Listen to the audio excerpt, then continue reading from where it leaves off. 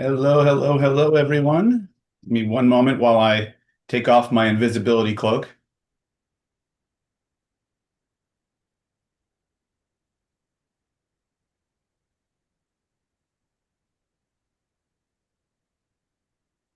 There we go. And there's Andre. Right. Let's see. The people just filter in. If you guys have questions, you can go ahead and type them in the chat. And then I will go ahead and start talking like I normally do. Dave, wake up, man. Rough night? I'm here. I'm here. All right, all right. Let me just get some notes set up. Uh, crazy day, crazy day. Somewhere along the way, I heard somewhere on the internet that AI was supposed to make your life easier. Yeah, I don't think I believe that. I think you just inherit a different set of problems. All right, that's just me though. What do I really know? All right, let's talk. Since Sea Turtle was the first one in the box, let's go ahead and start with the Great Maria. What's your question? Steven, Hey, you look very red today. I feel very red today. So I have a very, I think, interesting question. An interesting Um, question. I love interesting questions. well, I just to put it out there, I'm going to the doctor. I'm doing everything I need to do to make sure that medically I'm okay. Okay. Um, when last time we did the 1 through 10 meditation, and I told you that I felt too fiery, and I don't want to be too fiery. I want to start cooling that down. hmm You suggested to do the water. hmm So the beginning of February, I believe it was February 6th. Um, that day in general was just very weird to me. And like the whole day just felt weird. Okay. Now, I started off by, I was at work and there was a lot of downtime. I'm like, you know what? I'm gonna practice the water sensation. I'm gonna bring in the water from the earth and let myself cool from the hmm water. hmm When I started doing that at work, I did it about 3 sets of it, hmm and I stopped just because it felt it's hard to describe. It felt like something wasn't right. That's only way I'm able to explain it. Something wasn't Okay. right. I need to If it stop. didn't feel right, then you were appropriate to stop. And so later on that day, I got my lunch. It was like maybe 3 hours after that incident or after I did the water hmm thing. My heart started fluttering, Okay. and I told my manager I need to go to the emergency room because I don't know what's going on. Something's happening. hmm So I go into my locker, start grabbing my stuff, and the arrowhead I have in my pocket broke. One coincidence, okay, maybe two coincidence. Okay, is there something there?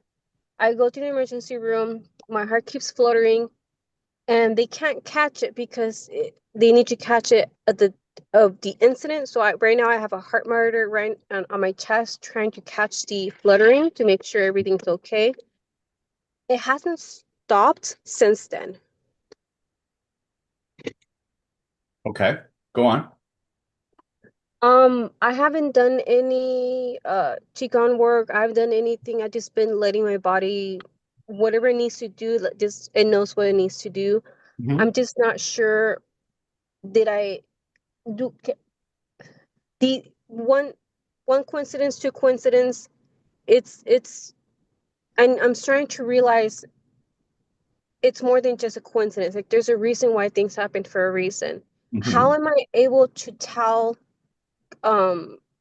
between one changes the water, the second change or the second occasion is the obsidian arrowhead, which is meant for protection, Yep. broke. Yeah.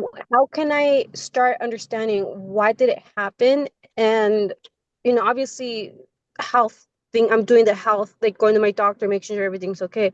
How can I what can I do to start figuring out what just happened? All right. So if usually when a mineral breaks that we're carrying, it's because it intercepted something that was being directed at you. So that's the teachings I was given. When a crystal breaks or something that you've been carrying on just suddenly breaks, if the energy coming at you it's kind of like it jumps in the way of the oncoming car or the bullet. So you spend a lot of time with a lot of people who are into arguably weird things, kind of like us, right? Right. Yeah. And your significant other is a shaman. So you're more active in those areas. And so the first thing that comes to mind is um, something your field was open for something and something came at you and your arrowhead blocked it. Was this the first time you'd ever done the water training? Yes. It was the last mastermind and Yeah. yeah. So I don't think that the water training, you hadn't done enough of it to really make a significant difference. I mean, you just started. So I'm kind of dubious that the water part had a lot to do with it, but it could have been the merging of you bringing that extra yin into the body might have opened something up in your field that allowed something to try and take advantage. Again, I'm speculating. I do not know. Okay, I'm going to be very upfront.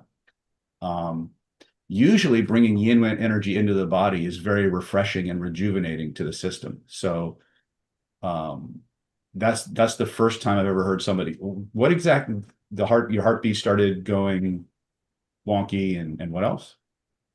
Um, just my heartbeat, it fluttered. It's like a because I've had palpitations. I've had it. Mhm. I started having them before COVID, but my palpitations would happen like every once 3, 4, 5 months. It wasn't like something that I need to be cautious about. How's your Once, electrolyte intake going? Are you taking electrolytes on a regular basis? yes, I'm Okay. being very I would hydrated. definitely go get biomedically checked out and see what's going on with that. If the palpitations and the irregular heartbeats have been going on for a while, that's something we need to look at. If you're going to do any kind of energy work, I would focus on grounding in microcosmic orbit and keeping everything in your lower centers. If you know the So, heart exercise for the Taoist five, that can help regulate your heart. Your heart sounds can help regulate your heart. There's a mudra that you can use to actually, but you have to activate the mudra for the heart. So there's lots of things you can do, but I don't want you really to do anything until you know one way or the other if there's something medically noticeable about what's happening. Always cover those bases first. that was my idea too. I stopped everything and the heart monitor is on me. This is like my third day on it. I'm supposed to be have it for 14 days, send it, and then within like a week or two they'll send the results. So I don't Mhm. want to do anything until I have the results. Mhm. Um, so is it more I should is what I'm doing okay for now, just not do anything, or should I just focus on grounding, or should I not even do that? I think you need to follow your instincts on this. We don't know if the palpitations are a result of the energy work, some kind of spiritual influence, a physiological imbalance, a genetic quirk. We don't know what's causing that. So we have to play the elimination game, right? So what I would do is I would do any practice that allows you to feel better, but don't overdo that practice, right? If you don't, when in doubt, don't do it at all, right? And see Okay. and get a base that we need to get a baseline so we can calculate what's creating the deviations. Okay. And when this happened, the palpitations were like 4 days. like I would have like between 3 hours of nonstop palpitations. Like it would happen for like a second, and then Mhm. 4 minutes I later, another. my first intuition was it was some kind of an attack that was intercepted or is still going on. Just because of the arrowhead thing. The arrowhead thing was the big kind of flag for me. Um, so and Christine mentioned connecting to source and talking to your guides and teachers and kind of saying, hey, I need some help here. What's going on? And seeing what source has to say. But again, let's be systematic about it. Let's start with what we can control, which is you can or you do or don't do energy practices unless they make you feel better. Or if you have any doubts, don't do them at all. Get yourself biomedically checked. If the doctors can't find anything physiologically going on, then I would look at acupuncture and oriental medicine as a way to just make sure that there's nothing above the biomedical level, which an acupuncturist would be able to tell. And then we'll start looking at spiritual energetic influences. And I think any kind of protection magic or shielding meditations of that nature, I think those are going to be helpful, even if they don't directly, again, there's different types of energy work. Meditation should bring a balancing effect to the body. So if you have a copy of the Healing Heart meditation by Joe Gallenberger, or our Pulling Out the Pain meditations, or do you have the cool exercise that I gave you? The nerve fiber building exercise? I do not. Okay. If you have time, go back through some of our masterminds where I'm teaching the nerve fiber building exercise, right? And that usually has a pretty soothing effect on the nervous system. So that's something that should help you regardless of anything else that you're doing. Um, that's where I would start. Right? I wouldn't do anything that's hardcore energetic, but I would do things that have a strong spiritual or harmonizing effect on the body. So any form of meditation is probably going to be a good idea. Okay. And then here's my follow-up question.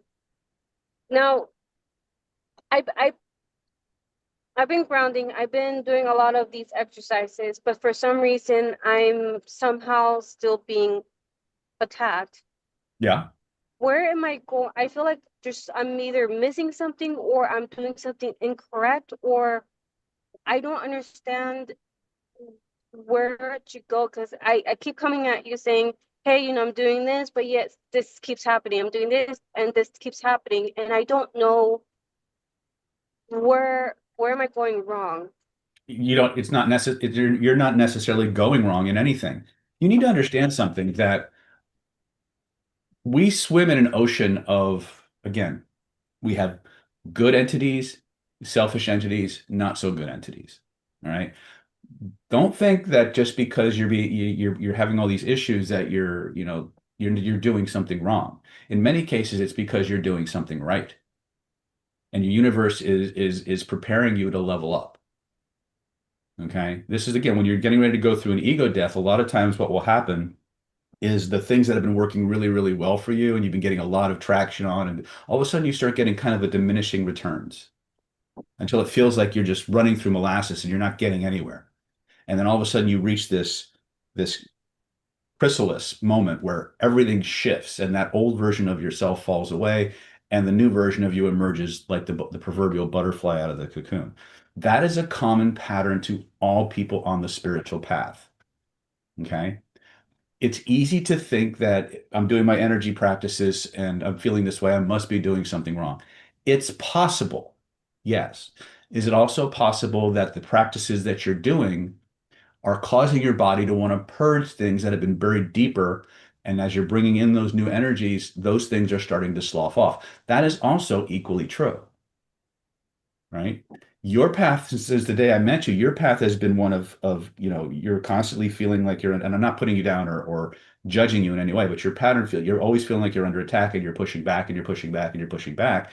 And then you surrender to the flow, you connect with these forces, and all of a sudden you elevate yourself to another level of understanding, another level of ability, and things start to get better, and then the pattern starts again. But each time the pattern starts, you're starting it at a higher level. And that's the cycle we all go through. I'm going through it right now. Right. I wake up, I feel like the 10th day of a 5-day deodorant pad, right? Sometimes, but I have to do my practices and I have to keep doing the things I know are right. Now, what happens many times, and this is something that I'm going to talk about like we have the 3-day energy training coming up, February 27th. I'm going to talk about um, some of the common things that people who are on this active fire path kind of a walk experience versus people who are doing more of a water path or a more physics-based approach to energetics. But one of the things that happens a lot of times is we start to have all kinds of crazy physiological shifts and manifestations. And it's a byproduct of being too active. One of the problems that people don't realize is you can actually do this stuff too much, right? Because we're taught from the time we're knee high to a grasshopper. And believe me, I'm taking my own medicine as I speak to you. Okay. We were taught from knee high to a grasshopper that if you want to get anywhere in this world, you got to push and you got to train and you got to practice and you got to keep pushing and pushing and pushing and pushing and pushing. And that's how you build muscle. And that's how you build a business. It is not how you build energy. And that is one of our biggest problems. A lot of the practices that we've inherited from the East, from you know, some of the Western schools as well, everything is very much about more, more, more, more, more. Make it happen, make it happen, make it happen. And that actually creates, it does move energy in the body, but it creates a very strong yang charge, which heats the body up and it causes all kinds of side effects. A lot of it being emotional ups and downs, fluctuations, things of that nature.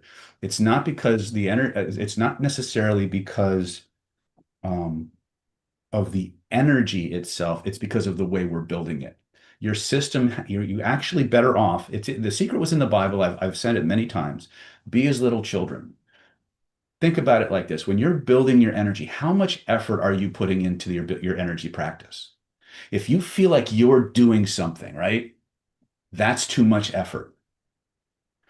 If your energy work feels like you're daydreaming or having a fantasy, it has that level of effort to it, right? As opposed to something you're intentionally constructing. That changes the polarity of the energy that you're working with. So the more effort we have, the more yang the energy becomes, the more heat builds up in the body, the more side effects we're going to have from our energy practices. Now, that path works. It's just not smooth and it's not fun for a lot of people. And so if you're on that path and that's the only path you know, then you stay with that until you find something that you can do differently. But if you understand that you can do this stuff too much and create all kinds of side effects for yourself, sometimes the best thing you can do is step back and chill and not do things for a few days and let the system return to balance and then reapproach your practices in a much more relaxed, playful, fun, cool way. Okay? You can't build your energy system the way you build muscle. Okay? They're what you're trying to do with your energy is build an electrical system, or to use the Western systems, you're using a Jing-based system where you're working on the hormones of the body. Well, anything that stimulates and triggers hormonal secretions is going to cause all kinds of radical transformations in the body. It's not a gentle path. You'll have moments of bliss and moments of crushing PMS, right? Even if you're male, right? Because the hormonal, as you bring that energy, everything you're doing in your microcosmic orbit passes through all the endocrine glands. So it's triggering and stimulating those glands every time you run that orbit, right? Well, until that body finds a new balance, and if nobody tells you about these things, you think you're doing something wrong. Or you just think, I need help. I'm clinically depressed or whatever. When in reality, what's happening is your body's going through all these weird changes. So there's what we call hormonal-based change work or energy work, and there's electrical-based change work, right? And again, depending on what attributes you bring to the work will determine what direction you go. My observation has from many, many years of doing this, and I was the poster child for this. was most of us do our energy work too long and too hard instead of just relaxing into it, being playful, doing it for 5, 10 minutes. And a lot of it is also the fault of those traditions, because a lot of those traditions have this, you must do this every day, nonstop, exactly this way, 108 times a day for 108 days.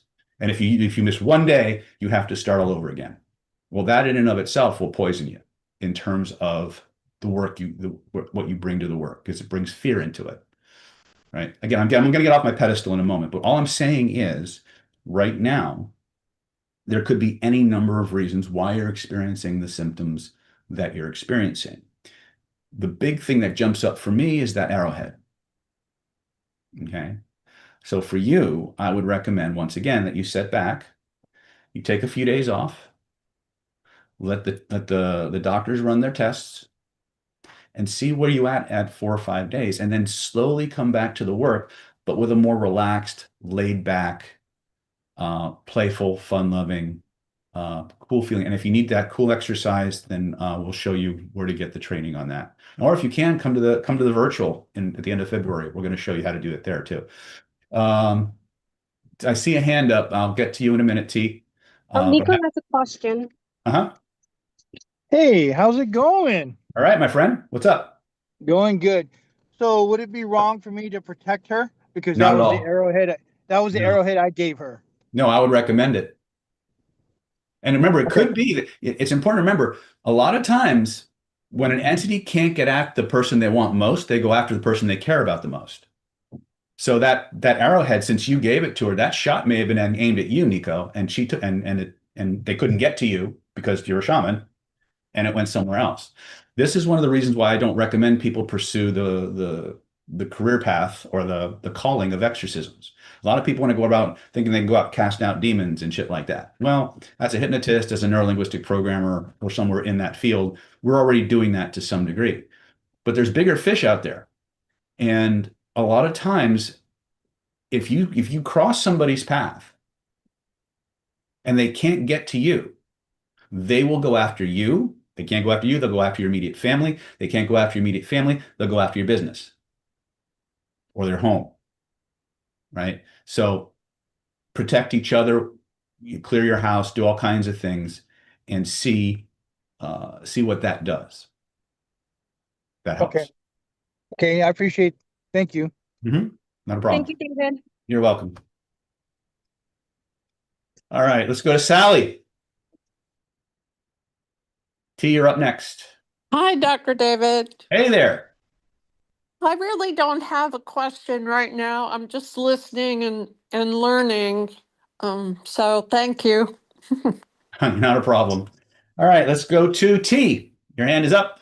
Talk to me. Hi, David. How are you? Getting better all the time, my friend. I've been watching you for a long, long time, so it's my first time having a conversation with you, so this is fun. My question to you is regarding hypnosis. As far as like generative change is concerned, what do you think is the fastest way to go about that? Because every time I do the generative change, it's way faster than generative change in general. Like I've been doing a bunch of the generative change on myself, and I've been able to like get rid of stuff very quickly. But anytime I try to do generative change, it takes way longer. Okay, And give me an like, example of the generative change you're trying to do. Is it a like are you trying to get taller, make your nose bigger, make other parts bigger? What are you trying to do? let's say go to the gyms Uh-huh. consistently. Okay. That could be an example. Okay. So it's always going to take the body longer to build something up than it does to sometimes break things apart. So easy to get rid of pain or transform it into pleasure. If you're going to build things up, there's a time factor involved. The other part is are you giving your body the raw materials it needs to make that transformation? And I'm going to use one of my favorite topics, which sometimes ruffles people the wrong way.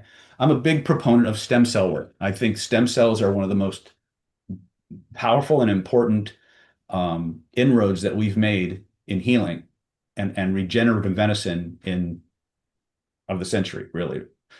And the reason that I talk about it is because one of the things that happens inevitably as we get older is we create less and less stem cells.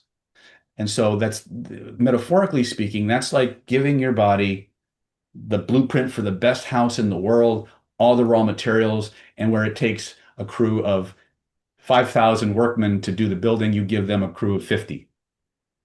Got it. Okay. Right. So so one of the things that we have to do if we're going to use hypnosis to create generative change, and especially physiological changes, we have to look at the speed and rate at which the body actually replaces itself. It takes you anywhere, I think, depending on who you ask, I think it's 18 months. I could be wrong. It takes at least 18 months for your skeleton to completely replace itself. Might be as much as 36, but I'm pretty sure it's 18. If anybody has a medical background and wants to look that up, you can look that up. So if it takes you 18 months just for your skeleton to replace itself, then you have to factor those things in. You also have to factor in how much rest are you getting? What are the other things? There's a lot of factors in that. So my experience has been that it always takes a bit longer for generative change to change a body part than it does, especially to grow something. Now, I have a colleague, and her her specialty is breast augmentation. And this woman is so good at hypnosis, she can literally change cup like 2 or 3 cup sizes in 3 months, like using hypnosis. Um, but that's her it's just one of the things she just has a talent for that, and she can influence that. So I don't know everything that you're doing, but hypnosis can definitely accelerate the process, but it won't necessarily make it instant, like removing a pain or something like that. I'm asking more so on like creating habits essentially. Creating habits, okay. Yeah. What kind of habits? A gym habit. Okay. So there's different levels to why we might not be having the habit we want. Are you linking pleasure to the habit? Are you focused on what it's going to do for you as opposed to the task of doing it? Just just the difference between focusing on the goal, seeing yourself all buff and ripped and people adoring you because you look good naked and all this good stuff, as opposed to thinking, well, I got to go to the gym, right? Just those two, just the shift in your attention will dramatically change the motivation you bring to the work, right? So tell me a little bit more about what you're dealing with or where you feel what's not happening that you think should be happening. Like I think I should be more consistent with it. I should have been at this point. It's every few months, like I get this surge, like every single habit goes about.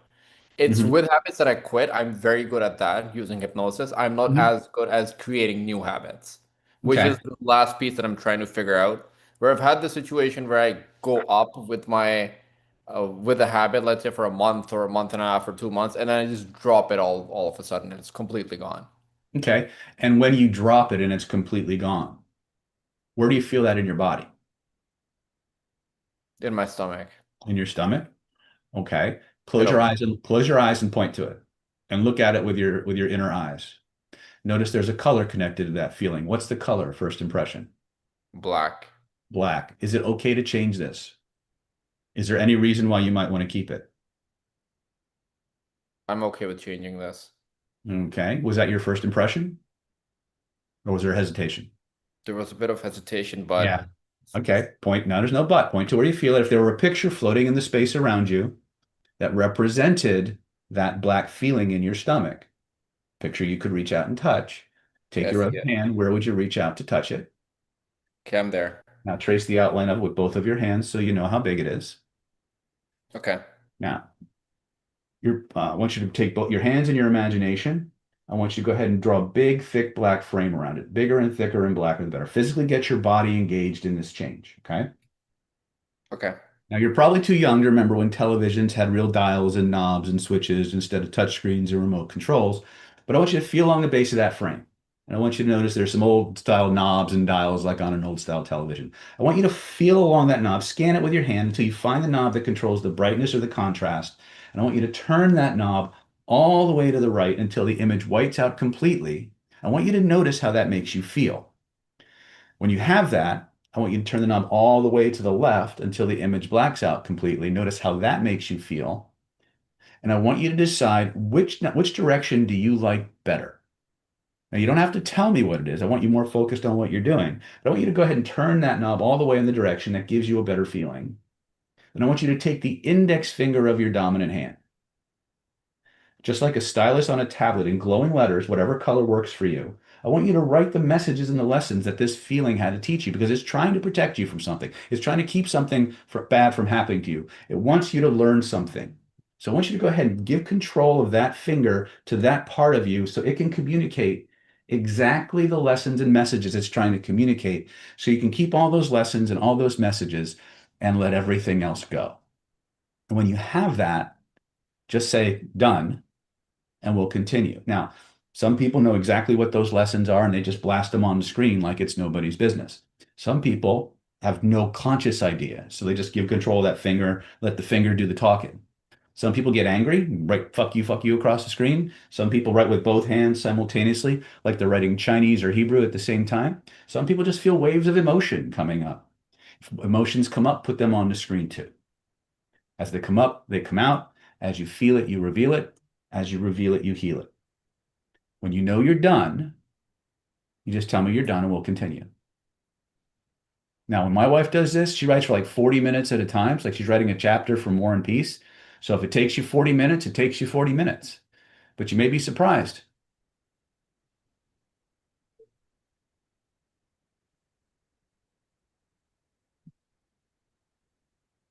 Whatever happens, just keep writing.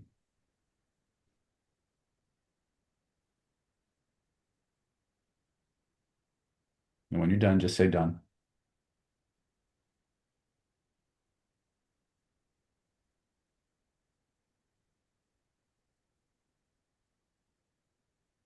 Okay, I'm done. Okay, reach up. Yep. Take both hands, squeeze and shrink that frame down to the size of a postage stamp or even smaller. And as you look at it, I want you to notice how the feelings in your body shift and change as your under the unconscious mind, your autonomic nervous system takes that teeny tiny frame, moves it up over the top of your head, and flows it all the way back beyond the horizon. Feel it sinking below the horizon like the sun setting. And we all know the sound a hammer makes when you're banging on a nail.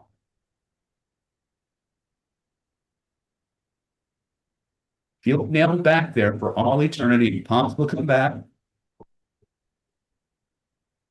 And when you know it's nailed back there for all eternity, impossible to come back, T, I want you to test it. Try to bring those old feelings back. Try to turn the new feelings off.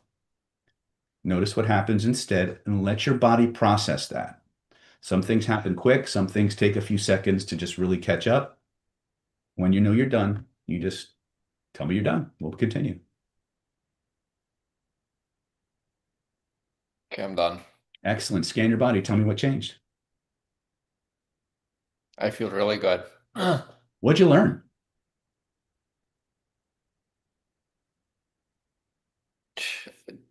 I don't think I can like put it exactly to words. That's all right, as long as you know what it is.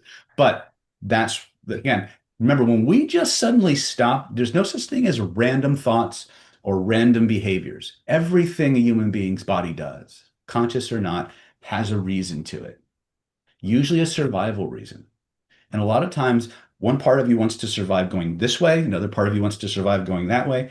And sometimes they wind up not talking to each other or at cross purposes, or they think they are.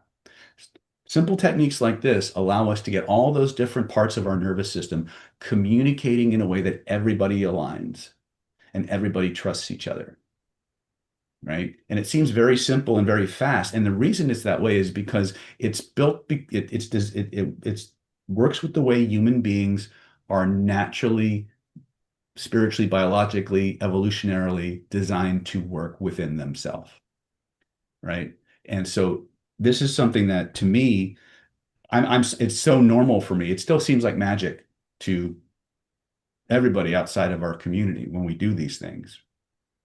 But I've seen this happen so many different times, and it's just the gateway into a much deeper, much more empowering universe, right?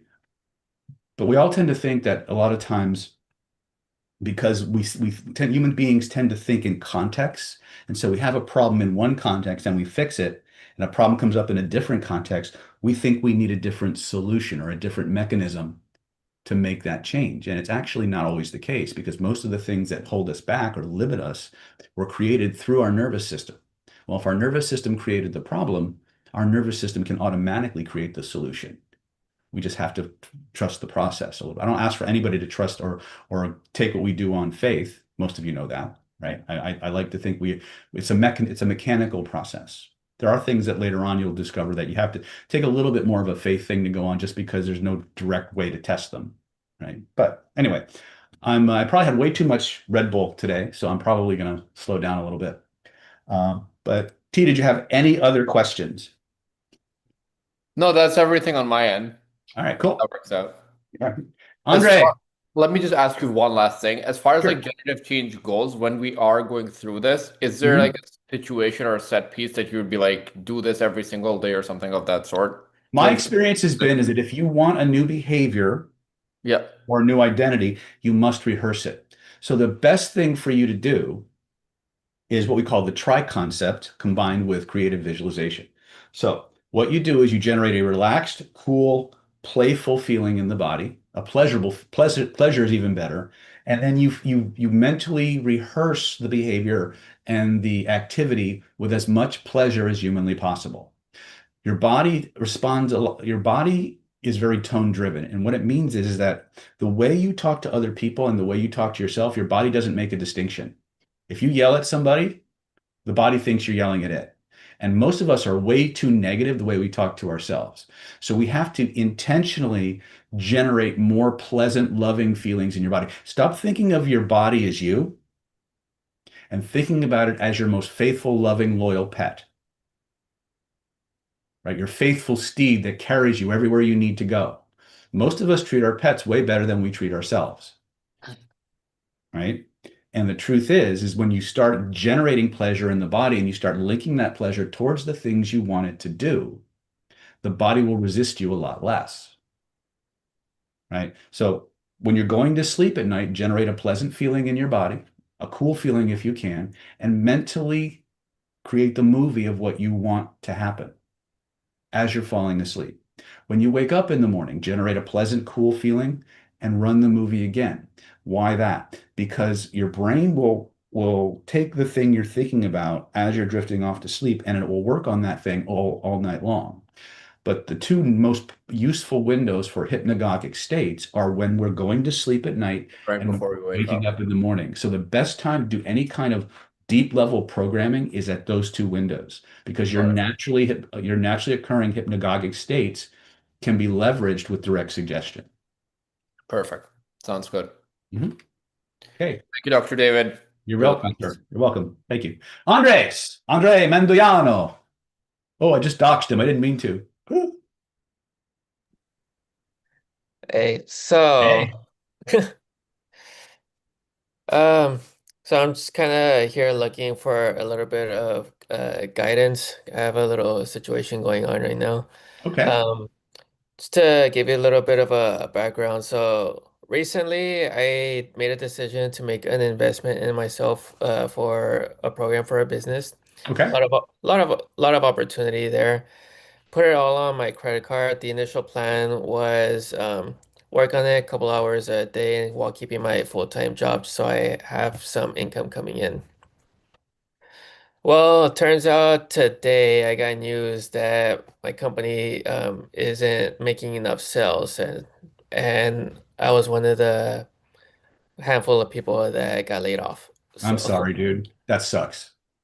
yeah, so part of me is kind of trying to look at the bright side and say, okay, well, at least now I have more time to work on the business. But another part of me is also kind of terrified because I'm also kind of worried about the lack of income coming in while having to pay off the investment on my credit card.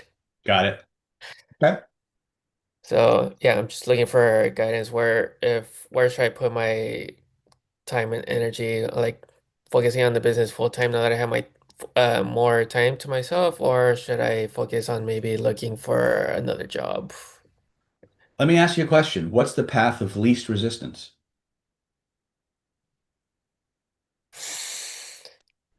That is a good question. I'd have to think about that one. And the reason I'm not trying to bullshit you, but the truth is that this can be an opportunity or a bad thing. It really depends on how you choose to think about it with your heart and your mind, not just your head. Because remember, for reframe to really take, the heart has to buy into what the head is saying. If you just take the head, you're dissonant. My point is that you have a tremendous opportunity here to devote yourself to this business. Now, I know a little bit about your living situation and everything else, so you have a little bit of freedom there, right? Yeah. But I get that it sucks that you lost your job, and mourning that the passing of something that we're used to having is normal and natural, and you should take some time to really just get that out of your system. When things like this would happen to me, I would just get super fucking determined. I would just say, fuck you, I'm going forward. I'll give you the best example, and I could give you many examples, but I'll give you the one that's probably the most relevant to all of us because we've all experienced it. When COVID hit back in 2018 or 2019, 2020, and they put a moratorium on going outside and going and doing live events, and everybody was shutting down and hunkering in their house and letting the fear virus really take hold of them. I said no. And I did the exact opposite. I got really focused. I got really determined. And I said, I am gonna make this work. And I had one event that I had to take from online or from in person to virtual. And then from that moment on, I was in Vegas every single month for close to 3 years, at least once a month. You probably know this because you were around, right? Doing live events when they told me I couldn't. And we had some of our biggest years, both online and in terms of live event revenue. Why? Because I got pissed. I got pissed, and that's pissed. Being pissed off is a poor man's relentless, right? You get pissed off, you get focused, and you do the thing you know will generate the revenue. You move in the direction of what you want, not of what you don't want. Right. So it's very normal when people, because people associate who they are with what they do. It's very uncommon when people lose a job or a relationship to go into this self-recursing depressive spiral where the world's going to end. And the reason you feel that way is because you've associated so much of who you are and your identity with that other person or what you're doing. But it's a tremendous opportunity because now those anchors that were keeping you stuck in that old version of yourself, they're not there anymore. So you get to choose. You get to recreate. You get to build back better. Now, is it the end of the world and now you're going to go broke and bankrupt and all these other things? Yeah. Is it true that I could build my business and make 7 figures within the first, 18 to 24 months or 60 figures in 12 to 24 months and be better off and have more time freedom than I ever thought possible? Yeah. Both are equally true. Which one makes you happier? Door number 2. You would be amazed how many would choose door number 1. Right? Yeah. Remember, functional consciousness. The functional consciousness is a measurement of the meanings we assign to specific events or facts based on the knowledge we have and the emotions that we are feeling at the time. And the behaviors that arise from that decision that we make about what things mean in our life determines our destiny. You're at a proverbial fork in the road, spiritually and cognitively. Both can be equal. It's like Schrodinger's cat. Both at this moment, Andre, are equally true. Which one gives you the life you want? Right? Which way of thinking leads to more happiness, more joy, more opportunity? And what's that worth? How much do you want that? Very much. Then you know what to do. Yeah. Right? Now you can pursue that by building the business you're currently working on. You could try to do that through getting another job. Right? Either one is the path forward. It's just they're very different branches. Right? But at least you're not sitting around eating Haagen-Dazs and feeling sorry for yourself. Right? Which actually Haagen-Dazs doesn't sound too bad right now. But anyway.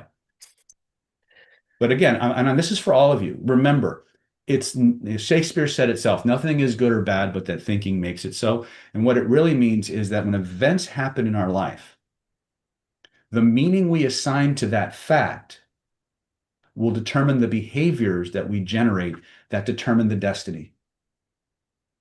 A couple of weeks ago, I was doing an AMA, or maybe it was one of my virtual healing groups, and I was talking about one of the most pivotal moments in my life when I was like, I wasn't older than 10 years old, probably a little bit younger. And at that time, we were living in this little 2-bedroom apartment in Coopersburg, Pennsylvania.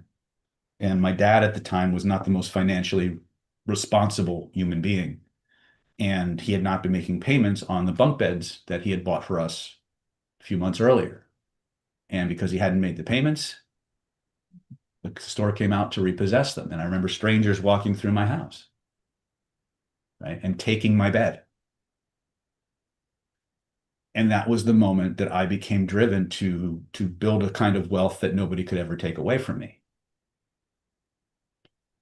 My father experienced that same moment and became one of the most financially successful people in our family in 30, 40 years. He became one of the top, at that time he worked for Mack Trucks, and he became one of the top management people. Like he was like secretly in charge of the entire plant, even though his name wasn't on the button. He was like the backdoor guy, right? But he became very, very financially successful and very, very driven. And I didn't know why he had turned that corner. It wasn't until 2 or 3 years ago, we were sitting around in his place in Florida, and he started telling me this story. And he didn't, unless he's watching the video, he doesn't know that that was actually a pivotal moment in my life too. So at any given moment, when something comes up, you have a choice about how to think about it, about deciding for yourself what that moment or that event means in your life. And when you make that decision from your heart and you act on it, you are moving towards the reason you came here. You're going to get where you're supposed to go no matter what. One's just going to be a lot less painful, right? One's going to lead to feeling more empowered. One's going to lead usually feeling less empowered, more of a victim, right? Now, there is a lot of leverage in being the victim. Otherwise, people wouldn't do it, right?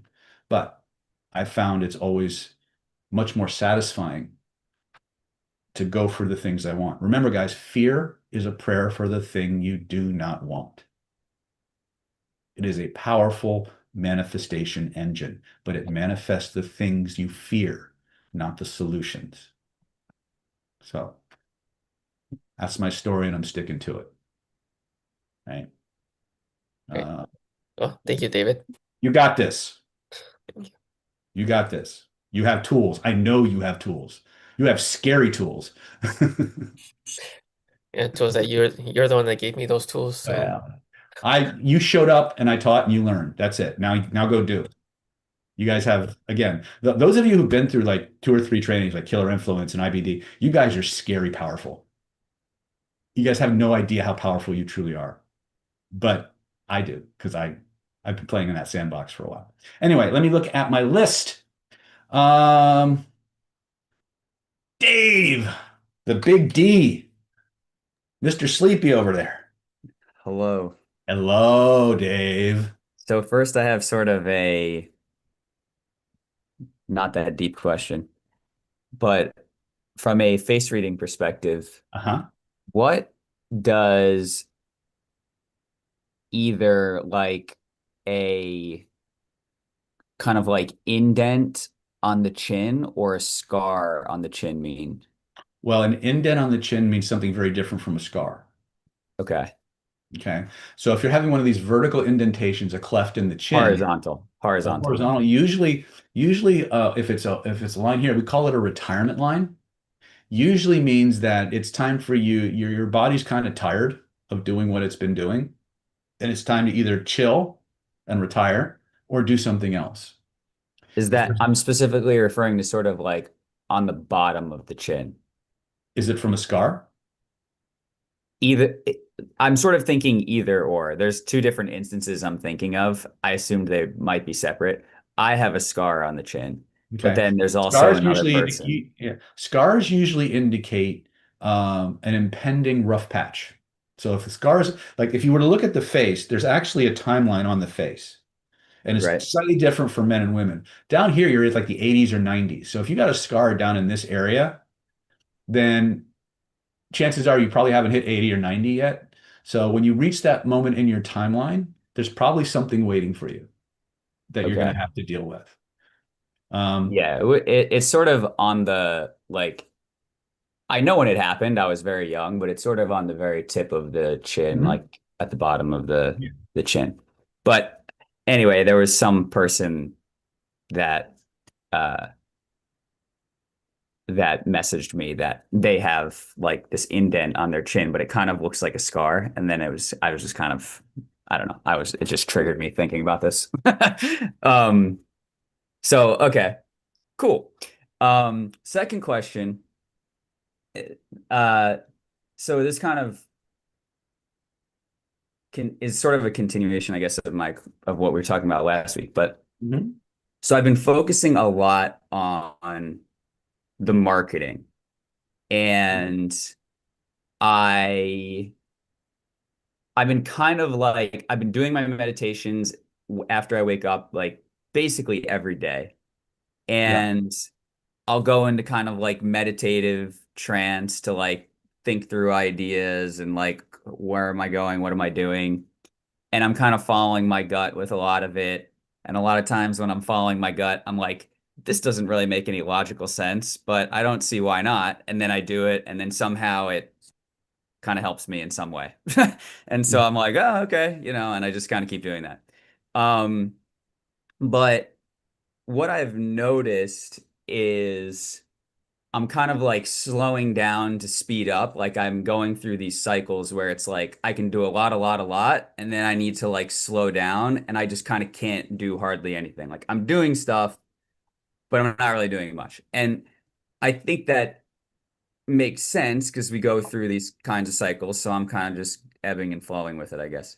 But as I kind of keep hitting these points, I guess, where it's like I hit a space where I'm like, oh, this is what I'm going for. And I'm kind of embodying it. Like I'm in the mindset and I feel it.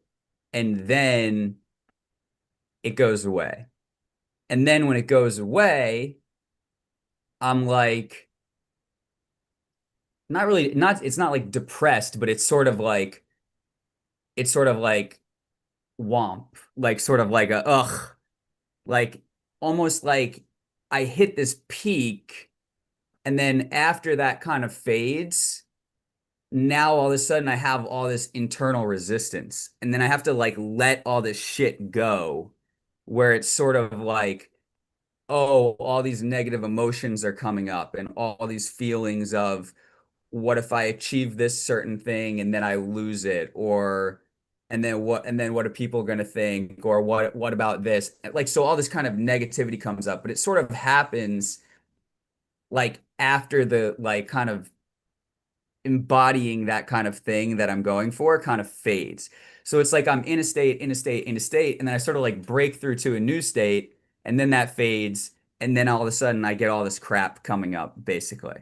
Mhm. And I sort of feel like you could explain what's happening there better than I can, but I feel like I kind of understand It's a hormone that happening. you're moving from a peak state to a not peak state. And so what's happening is the intensity of the positive state you're feeling is overriding and drowning out all of those triggers, right? Their volume is louder in the new state. As the new state fades, the volume shifts, right? All those things were there. They were being triggered by the things you were doing, but because you were in such a peak state, you weren't paying attention to them. You weren't focused on them, right? That's the problem with peak states. They are by definition not your average state. And so once we go back, we think there's something wrong because the voices that we couldn't hear before, but were always there, are speaking now louder than we thought than we were perceiving them before. They don't mean you're broken, and they certainly don't mean what you were doing was that those things are you. Remember, we all carry around these little recordings inside of us, and they're all provoked by peak states. One of the reasons that classic old school affirmations work, if you do enough of them, is because it eventually builds enough of a state inside of you that it overwrites or overwhelms the noise being made by your negative programming, Okay. right? But the moment you do the thing or you take your mind off of it and you lose and you move out of that peak state, those voices come back. They build back louder because every time you have to ignore or deny or repress a negative state, you're adding energy to it, even though you don't want to. Right? Which is why it's always better to go in and clean the shit out and then bring on the peak states, or use your peak states to provoke the shit you need to clear and then move forward.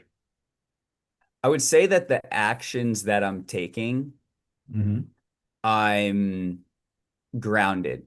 Like historically speaking, when I tried to like take all this action and do all this stuff, there was like so much forcing like going on. Like it was kind of this constant ebb and flow of You were like, willpowering your way through it. right. And now I don't really feel that. Like I'm not really taking action in fear.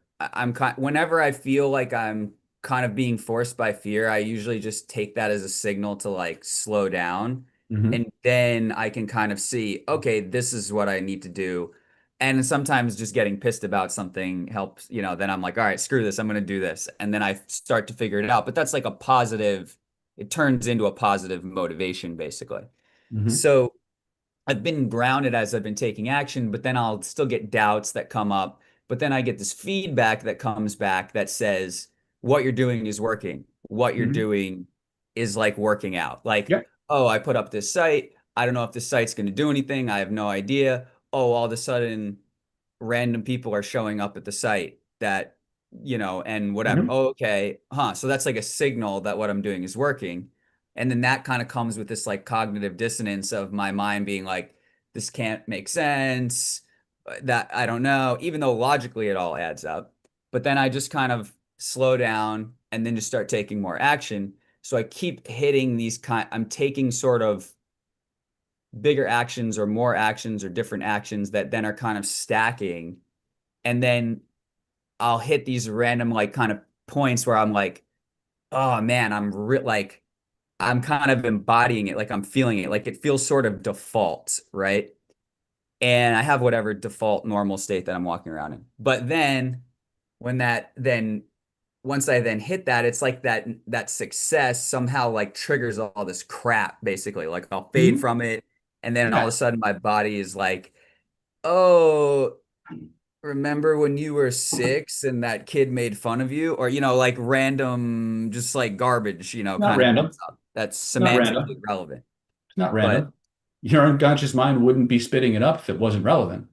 it's emotionally relevant. It's It's stuff emotionally your related. unconscious mind thinks is somehow connected or related some way to what you're doing. And it's giving you a say, hey, come down here, fix this shit. What it's doing, it's saying, hey, you want that life? You got to give this one up. Or do you want to be this guy? We've been this guy longer. You should be this guy. Right. Well, that's what I've noticed also is it's almost like our minds, I don't know if this is exactly what's going on, but our minds want to like persist whatever beliefs Yes, your they brain have, sorts for what's basically. familiar. You spent way more time feeling sorry for yourself than you ever had succeeding. Probably, yeah. And you have a negativity bias, which means for every time you felt bad about yourself, your nervous system assigns a weight of 4. For every time you felt good about yourself, it gave you a button of 1. So Sure, yeah. you have more negative shit that you've experienced, and each one is 4 times more powerful than the good shit. Of course, you have a parts conflict.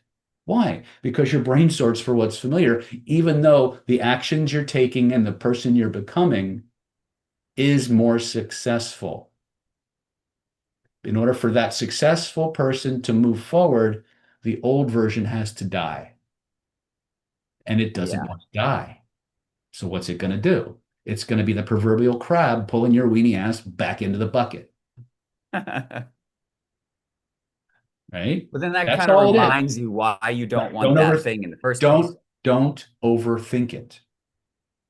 Because when you start thinking about it, you try to rationalize and cognate your way through it, you start hamster wheeling, and it just adds more energy to the juice. The moment you feel it, go in, point to where you feel it, unpack it, attack it, and get rid of it. Don't give it any cognitive bandwidth. My good friend, Sifu Harinder Sabharwal Singh, he calls those things cognitive assassins.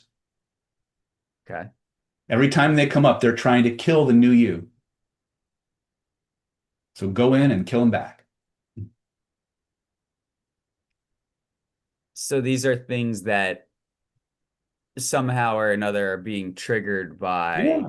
that like They're new being state triggered or by the change things you're experience. doing. They're being triggered by the things you're doing or the context you're operating in or something about the people in that environment. Those are just recordings from the past.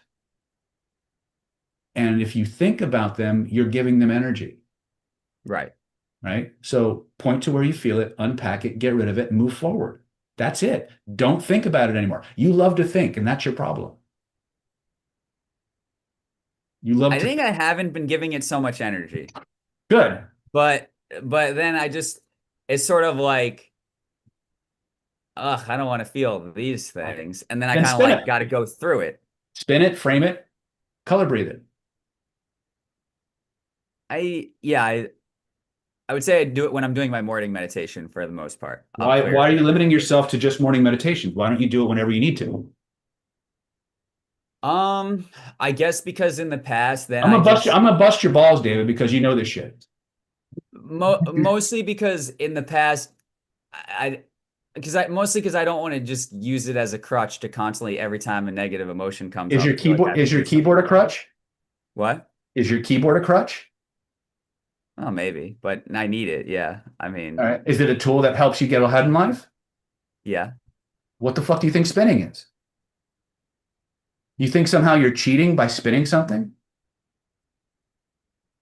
maybe getting distracted, perhaps. Well, point to where you feel that shit and spin it.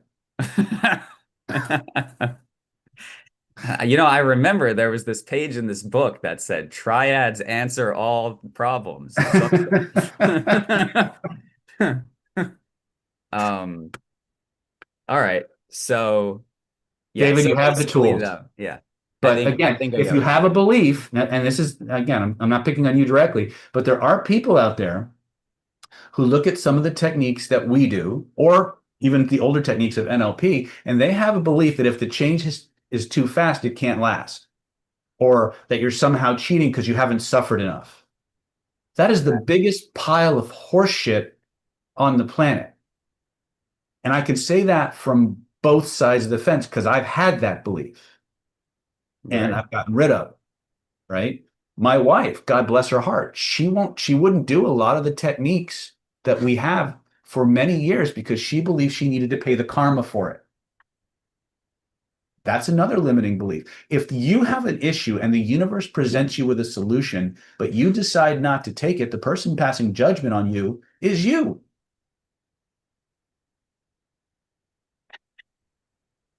Right? Fair God enough. doesn't punish, we do. The system's magnificently built for us to punish ourselves into oblivion. You are not cheating by using these techniques. If you're presented with the solution, the universe has said, hey, you're cleared for this. It's a tool. It's not a cheat. I like that positioning, Mhm. that framing. Okay. It's a tool. Okay, fair enough. All right. Yeah, thank I you. don't know if it's fair, but it is the way it is. Dominic, you're up. Yeah, hello. Can you hear me? Yep. Dude, what happened to your So, hair? You just get out of the oh shower? yeah, I was dancing, Oh, and so I was sweating, and so my hair exploded. right on. Um, so my question is now, as I'm very proficient in spinning stuff and finding stuff, as I did that like 500 times in the last 10 days, Oh, you're now I have another cheating. problem. Yes, I'm cheating a lot. I like it. Yes, and actually this works perfectly fine. If something blocks me, I can spin it away or Mhm. whatever it away.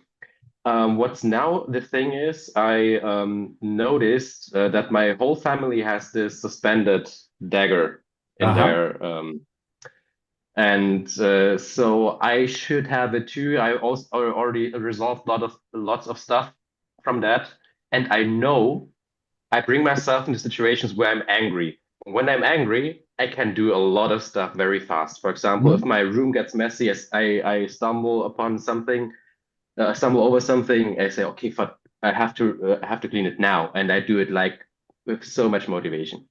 And now the question is, every time I'm trying to do something, I know there's more energy, there's suppressed anger that I can transform. I know it's there, but I can't find it and I can't point to it. And what's a way to find something that's like hidden and that doesn't want to show up by Oh, that's provoking it easy. the Just normal way? pretend you know. Make shit up. It'll work. Okay. And doesn't it have to do with emotional armor or any kind of stuff, or is just a Not way around necessarily, that? but again, our system, yeah, in the medical qigong and a lot of the older systems, they have things like spiritual armor, energetic armor, all these different things. Our system tends to bypass those. And one of the Maybe it's just again, an I have only intuitive. have theory for this, but one of the reasons that I believe that happens is because we integrate the three bodies. We have a physical body, an energy body, and a spirit body. And because of the way we're doing things and accessing the different divisions of the nervous system, we access the entirety of it. So most emotional armoring is going to be in the physical or energetic level. It keeps you from penetrating into the pattern, which is in the spirit body level. But we break right through it. Right. And so that's why I think it's a non-issue for us. And probably most of the other systems I've seen, the only exceptions being maybe classical hypnotherapy, NLP, and holographic memory resolution. In pretty much all the other systems out there, there's going to be some degree of emotional armoring, kind of energetic armoring that is the body's energetic and emotional equivalent of muscle guarding. Do you guys know what muscle guarding is? If you ever like break a limb or sprain a limb, the muscles will contract around that limb to immobilize it. It's a protective mechanism. Well, that's kind of like what emotional armoring is. It creates this shell that is designed to prevent more stuff from getting in and attacking you, but it also locks the trauma inside of you. You can't come out either. So you can't move forward. It's like isometrics. Or isotonics. You can't move forward. You can't move back. You're stuck in place. Our systems break through that, right? Because we activate all three systems. Most systems do one over the other. So like Reiki is mostly the energy body. Pranic healing, mostly the chakra body. It's still the energy body, but a little bit more.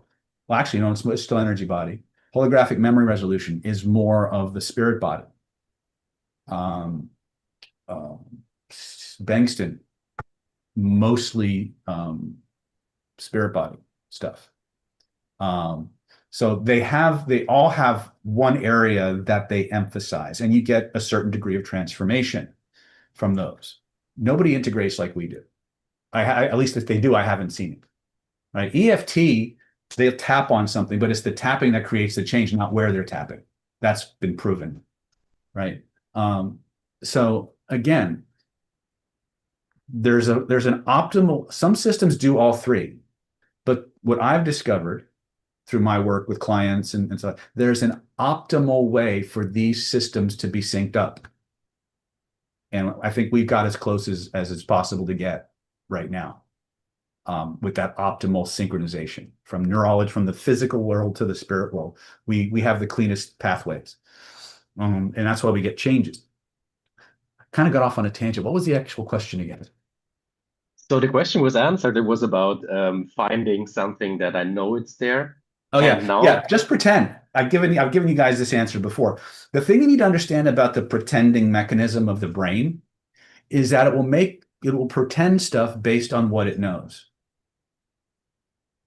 well, it knows.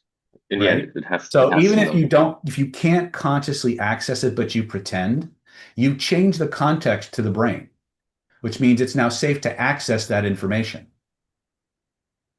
And so it will give it to you as a pretend.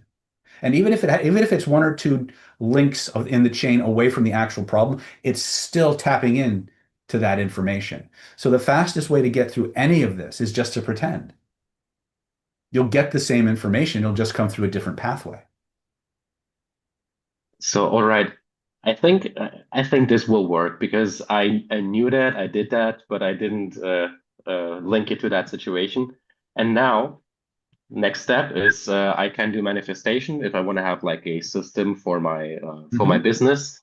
What's next is there's like a discrepancy between the actual situation and the manifestation. And now what should I do? Like stepping backwards, like planning backwards, what are the steps toward the manifestation, and then linking positive feelings with that. And Well, hey, so I, acknowledge where you're at, decide what you want beyond that, and keep moving forward. If you've created a visualization or a manifestation and you get 95% of it, and you get to that and you realize you've got 95% of what you were going for, and you're over focusing on the 5% you didn't get. Is that helpful? it's more the way. It's more the way toward it. So basically, that's See, that's the other part is you because have an because expectation. Go ahead. because like for example, very simple example. I want to do 500 push-ups a day. Mhm. So the first step or stepping backward would be like I can do 450 a day, 400, 350, and so on. Right. And so basically, this should be the way, right? I imagine the 500, how I do it, how I feel then, what's the next step, next step, next step.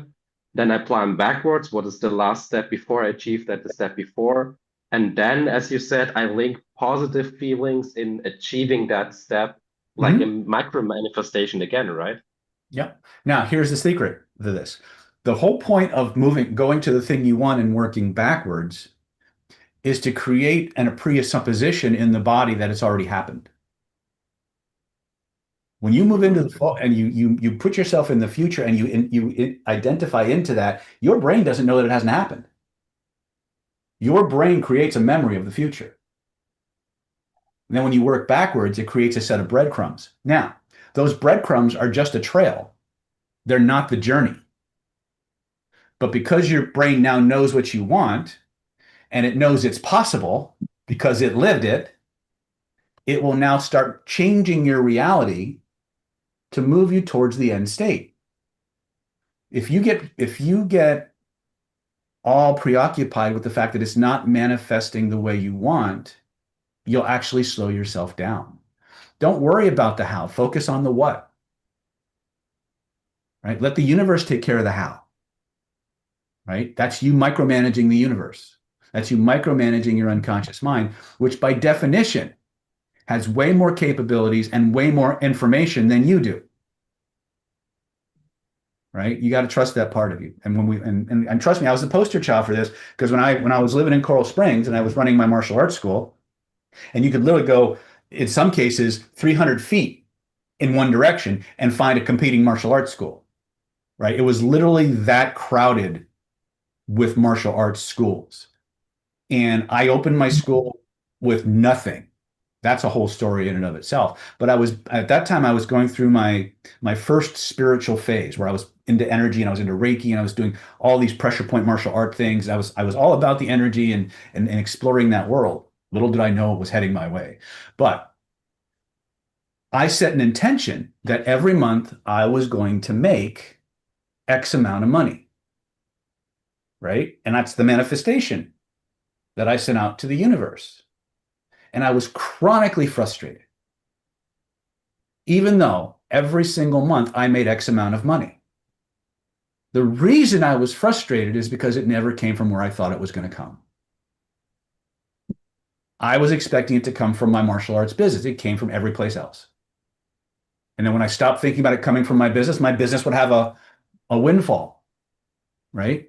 And that's when I realized it's more about the what, not the how. That's helpful. That's very helpful. Okay. This is a big Wisdom deal. again. If you have a lot of metal in you, and you're German, so I know there's metal in you, right? If you got a lot of metal, you become, and especially, or wood for that matter. Wood has a little bit more flexibility, but not a lot. If you're very metallic, you are very, very focused on the what and the exact steps that need to happen for you to get there. And if the steps vary, you get pissed, or you don't recognize that the outcome was valid. The more metal you are, the more that tends to be, right? That's a German thing. You're completely right. Oh, I know. Trust me. And Snyder, like the pretzel. You know what I'm saying? But my point is that we get so hung up on the how because we want to control everything. And that's the mind playing games. The truth is, the mind is a prison. It's a necessary one.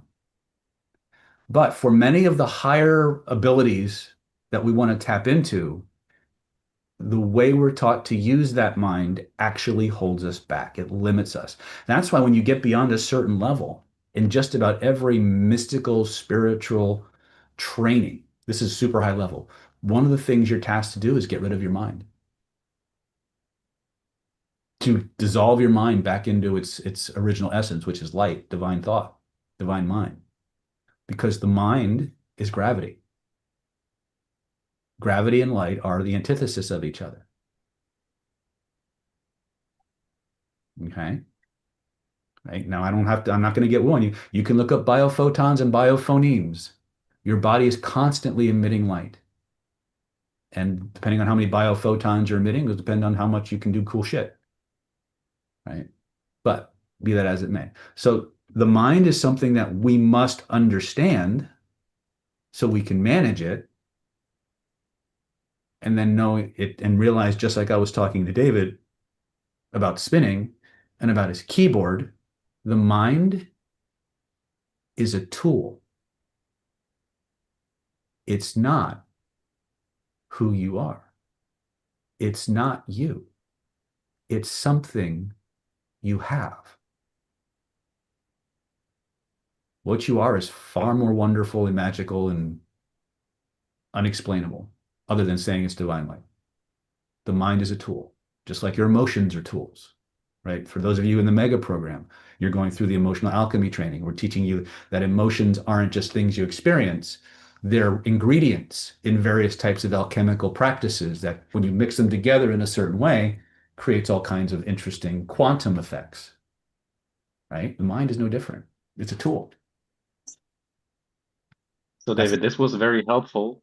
And just another thing, it happened to me. 2 times I manifested money. 2 times I had accidents. Well, one was an accident without me being in the vehicle, but I won 5,000 euros. And my neighbor drove against my motorcycle, and insurance I got was like 5,000. Yep. And second thing was another car accident. Yeah. Remember, Because I thought when you it start has to to come from business. Yeah. Here's the thing I've learned. When it comes to quantum manifestation, the universe generally takes the path of least resistance. The problem is what you think is the path of least resistance versus what the universe thinks is the path of least resistance is often quite different. So just place the order and let the universe handle it. And trust that as long as you didn't intentionally send out something for something bad to happen for somebody else to get what you wanted, if something bad happens, it wasn't on you. Okay? But nothing is really good or bad except the meaning you assign to it. It's funny how all these things start to connect, isn't it? Anyway. All right. Let's go to Jax. I hope you guys are having fun. I got the YouTubers are checking in. I haven't shouted out to them very much. I feel like I'm neglecting those guys. Hey, David. Hey. I got a couple of things for you since you were talking to Maria about the stones. I had a couple of, I still have them. An obsidian point that's about 1 foot long and a rose quartz that's about 1 foot long. Before Tolan cleaned my house, those kept getting knocked over without my help.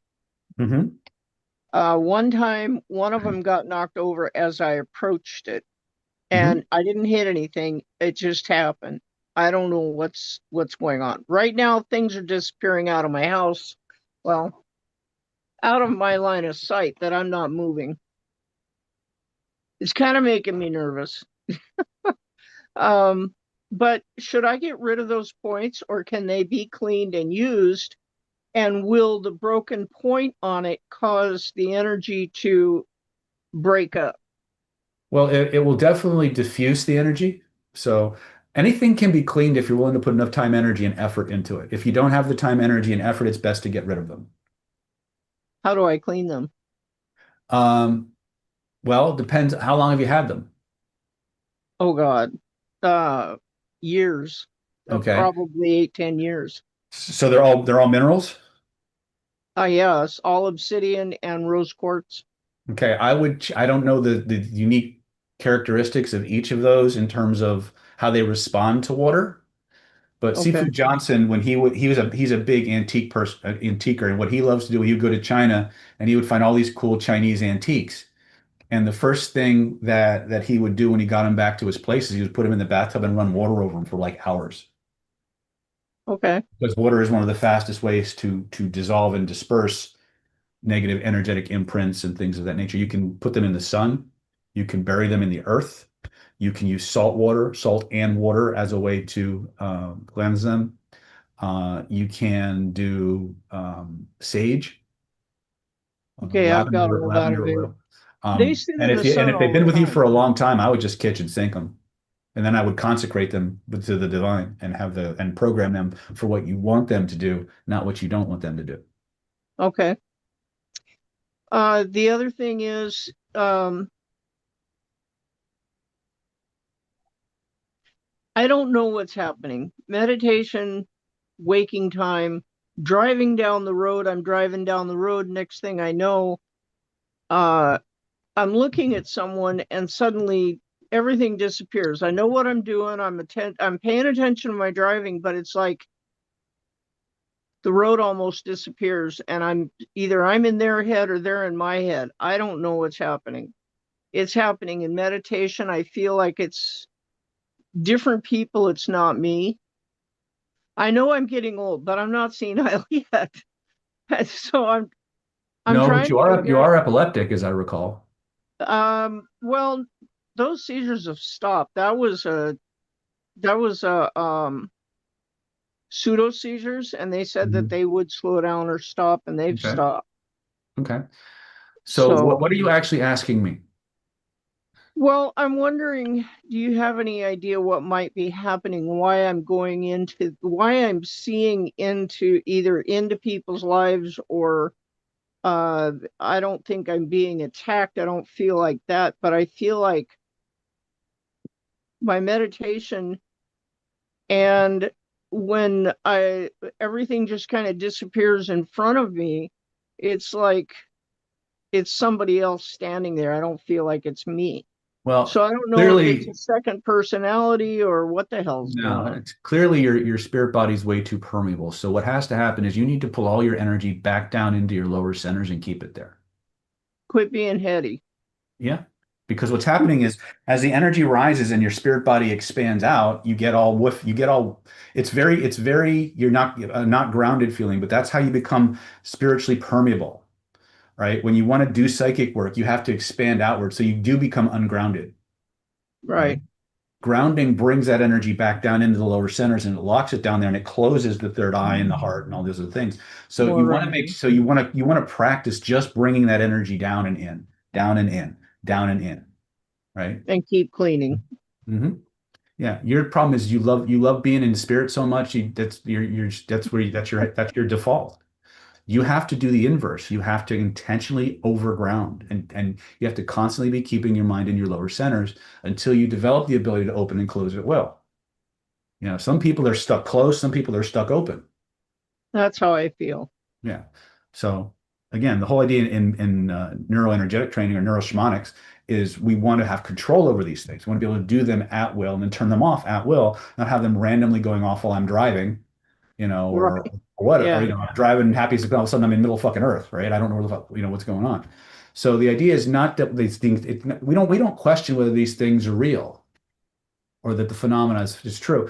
We question the control that we have over it. Because Bingo. if you can't control it, you shouldn't have it,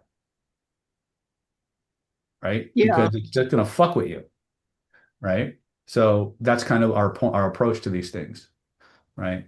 But again, most of the time when you're always out here, your spirit body is expanded, you're not grounded, and your senses are wide open. So anything can contact you. Anything can pass through that membrane. That's not good. No, no, we have to know when to hold them, know when to fold them, know when to walk away, know when to run, you know? Yeah. So Yeah, okay. Well, that's kind of what you told me the last time. I guess I need to get my act together and get the out my song journal. remains the same, Jax. Oh, And I damn. know some of you, I just lovingly bust your balls because I'm telling you the same things every week or every month. That's okay. And I'm I going to knew keep you. telling you, and I'm going to keep telling you, and I'm going to keep telling you because it's all the same. Okay. Well, thank you, sir. You're welcome. All right, let's take a look here. Um, let's go to Christine Sutton, who was out walking her poochie.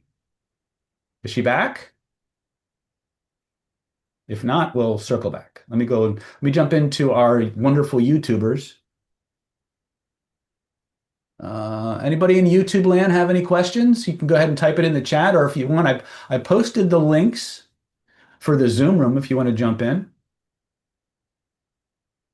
If not, all right, let me go to Peter Quantum.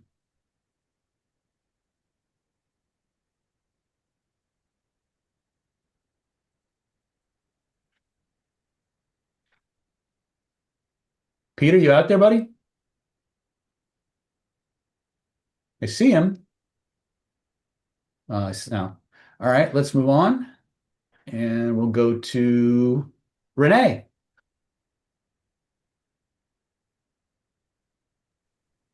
Hello. Hey. I do have a quick question for you. I know you were talking to Maria earlier, and she said, and you made the comment, it's like if what's coming after you can't get to you, they'll go after the people that you love or your business. Yep. What do you do to, because a lot of times the people around you don't have come equipped with the same tools you've got. So how do you protect the ones that you love around you to prevent that from happening? I pray for them. I put talismans throughout the house and I give them things that they can do. And I let them know that God loves them. Really? You know, there's people that that again, if you're walking this, and again, neuroshamanics and all the things that I do beyond the vibrational influence level and the killer influence level, those paths aren't for everybody. But if you're called to it, then you're going to take yourself from a different level of existence into something quite expanded. And that makes you visible to things that would normally ignore you. And one of the things that will happen as you go through many of these alchemical transformations and processes and things, and we at a basic level we call it shit clearing. At a higher level, we call it alchemy and spiritual evolution and stuff like that. But there's going to be people in your life who embrace and accept and even approve of what you're doing, and then there's going to be everybody else. They don't understand what you're doing. They don't understand why you're doing it. They don't understand why you're changing, but you love them. And those will be the ones that you will have to protect the most many times because they don't have, by definition, they don't have the protections you have. They don't have the connections you have, but they do have access to you. And if something can't get at you directly, it will get at you through them. So, and this is why I say if you're one of those people who fantasizes about wielding magical powers and casting out demons and stuff like that, that is not a life that most people would voluntarily sign up for. Okay. And there are certain rituals and there are certain oaths and vows that you make with the divine that you have to perform to insulate you from the people you love so that those entities won't attack those people. Right. Now, here's the truth about that kind of stuff. Most psychic attack, even entity stuff to a certain degree, are not conscious and they're not deliberate. They're not premeditated, right? Most of the shit that we deal with on a day-to-day basis is random emotional, obsessive thoughts that take on a form and a half-life and just go around looking for an easy food source. Most of the shit that attacks us, we created. But every now and then, something sees us as a tender victual and tries to take a bite out of us, right? If you start doing things that actively build I gotta hold on a second. People apparently need muting. If you start taking steps to actively build your energy, then by definition, the amount of energy, it's kind of like fattening a sheep before you slaughter it, right? You feed the sheep, you feed it more stuff, it gets fatter. And so when you eat, there's more to go around. That's really what most energy healing systems are doing. Most Qigong systems are doing to a greater or lesser degree, because they're not teaching you about what comes to feed. They're not teaching you about how things can influence you.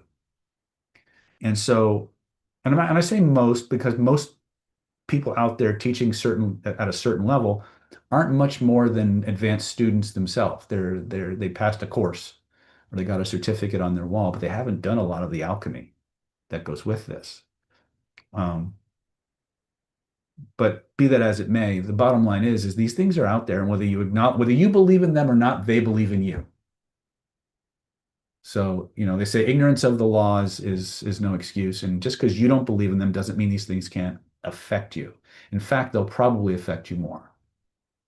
In the words of the immortal Kaiser Sose, for those of you who know that reference, the greatest trick the devil ever pulled was convincing the world he didn't exist. Right? That doesn't mean we should be terrified of every little shadow that comes our way or every little less than fortunate encounter that we have. The universe isn't out to get you. The universe is out to teach you, right? And it's your playground. And whether you think of it as a prison or you think of it as an opportunity or just another cool video game like Sims or, Roblox or EverQuest or World of Warcraft is going to determine a lot of how you relate to the people, places, and circumstances of your life. To quote, I think it was Tony Robbins who said it, whether you believe you can or you believe you can't, you're right. Well, that's all about consciousness. What do we bring? What consciousness are we bringing to the events that we encounter? What meaning are we assigning to them? If we believe entities are attacking us, guess what? They are. If we believe they're just emotional turbulence that pass like a fart in the breeze, they will. Right? Some things we can't explain, and we have to explore those. Right? So again, most of us will never be called to deal with the heavy duty spiritual entity level stuff. Doesn't mean we won't sometimes perceive it or experience things we can't just fucking explain. Right? That doesn't mean the universe is out to get you. And like I said before, my training was such that most of the things that beat us up mentally, physically, emotionally are things we created. Wasn't the thing that happened to us, it was the recording we made of it. And all of your thought forms and all of your created entities start out as a recording. And then they grow and they evolve depending on how they're fed. Think of it like programs in the Matrix that became somewhat autonomous. Funny how art imitates life. All right. Let's see here. Renee, did that answer your question? Yeah. Like I said, my perceptions of things have changed so much over the last year that I honestly don't know what direction I'm supposed to be going anymore. But the way I see the world is not how everybody else sees it. I mean, I'm sure there's people on here that see it similarly, or I guess see the drop in the veil and what's really going on. And I don't know what to do other than move forward because it's obvious I don't get to go back. But No, you can't unring that bell, sweetie. Yeah. So I am more than aware of the fact. It's not like, oh, this is more than I expected. Can I go back? And I'm like, no, I don't get to go back. But then I'm like, I'm unsure where to move forward. You don't have I'm to. open. Huh? You don't have to know. That's up to you're in the divine's hands now. Yeah, and I'm ready to get bitch smacked. I know it's coming. I just don't know where. You just joined God's special forces, sweetie. You But just gotta wait for it, and something's gonna show up. You're just gonna be in the right place at the right time, and you're gonna handle it. yeah, like I said, but then, when Maria brought it up, it's like, yeah, oh wow. How do you protect the people around you? Because, me, Well, that's you're working one with thing. Rob. You're working with Rob, right? Hmm. Yeah. Rob has all those rituals. Yeah. Yeah, he was going through talismans the other night. So Yeah. There's one that I'll give you. I don't know if you can see it. Here. This is in Sifu Johnson's book. It's a talisman, it's a Taoist talisman, protection against psychic attack. So if you take this, you memorize it, and you create a mental movie of divine protection, and then you put it in your rings of light, this will fortify your energy body. Now I got his Christian mysticism. Yeah, I don't think books. that. Yeah, then you want to use the shit. Is he teaching you the or? I think it's what it's called. We're at energy balls right now. Oh, you're just so- at energy balls. Okay. Okay. Have you done thought form training yet? We're just touching on that. So Okay.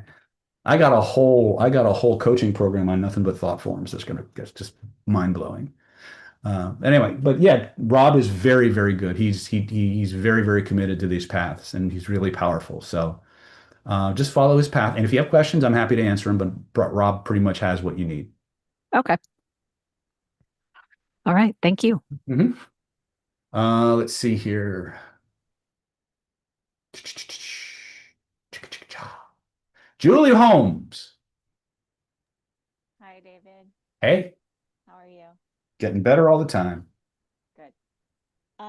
Are you familiar with the HemiSync gateway experience? Yep. I'm just curious what your thoughts are on that. I love everything from the Monroe Institute. Okay. Yeah, I highly recommend them. And I've heard some stories about like opening, portals and stuff that Mhm. can be dangerous. Oh, yeah. Obviously I can ground and things like that, but how easy is it for that to happen? Well, a lot of it Process. depends. A lot of it depends on how open your third eye is. But basically, the way portals work, anything that you can fix your attention on and dissolve into can become a portal.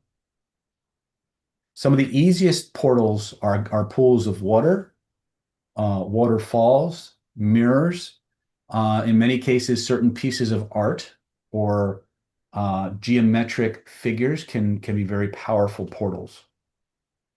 But depending on what level of a wizard you are, you can open a portal with an intention. Okay, cool. And then I've been like bugging Moss about this. Are you gonna do the Golden Path training? Every time I think I'm going to do a golden path, something happens and I don't.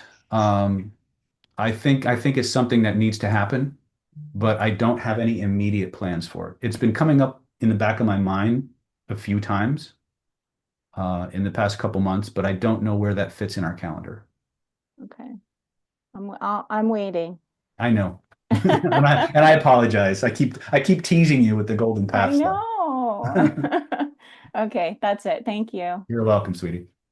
For those of you who are into, and if anything I've talked about the energetics and the spirit world and how it all interrelates with your nervous system and how you can actually use it intrigues you, I'd like to invite you all to an event that I've got coming up February 27th, 28th, and March 1st. It's going to be completely online. It's called the Subconscious Bioenergetic Mastery Retreat, and it's doesn't have any requirements. You don't even have to be able to spell chi in order to do it, but we're going to take you step by step through the fundamentals and into how you can use these things for transformation, manifestation, healing, remote influence, and even in-person influence. We're going to teach you these things in a way that you can take them and apply them to your life. I'm going to go ahead and put that link in the chats. Right now, we're doing a half off price, half off early or fast action for that. So for those of you who are intrigued by some of the things that we do, this will also serve as a primer for a much larger energetic and neuroenergetic mastery certification track that we're going to be launching in April, May of 2026. This will help satisfy all your prerequisites for that as well. So I just want to go ahead and share this in the link. Go ahead and go to this page, read it, and if it's something that resonates with you, this is probably the only time we will ever do this level of training with this kind of low investment, because I put a high value on these things. but I also recognize that people don't really appreciate what they've got until they've had a chance to experience it. So we're giving you this opportunity to go ahead and see what's behind the curtain, right? And I invite you all to check it out. It's going to be a lot of fun. We're going to learn a lot of cool stuff. And for those of you out in YouTube land, let me go ahead and post that link for you guys as well. And if you have any questions, please feel free to reach out to us at david@nlppower.com. David@nlppower.com.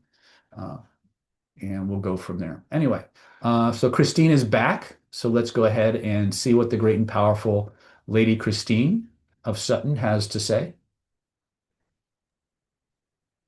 Okay. My question has to do with the for a long time, haven't seen it recently, but you once described what it was, where you put the two symbols at the top of your board, and you never told anybody what it was until probably 2 or 3 years ago. Mm-hmm.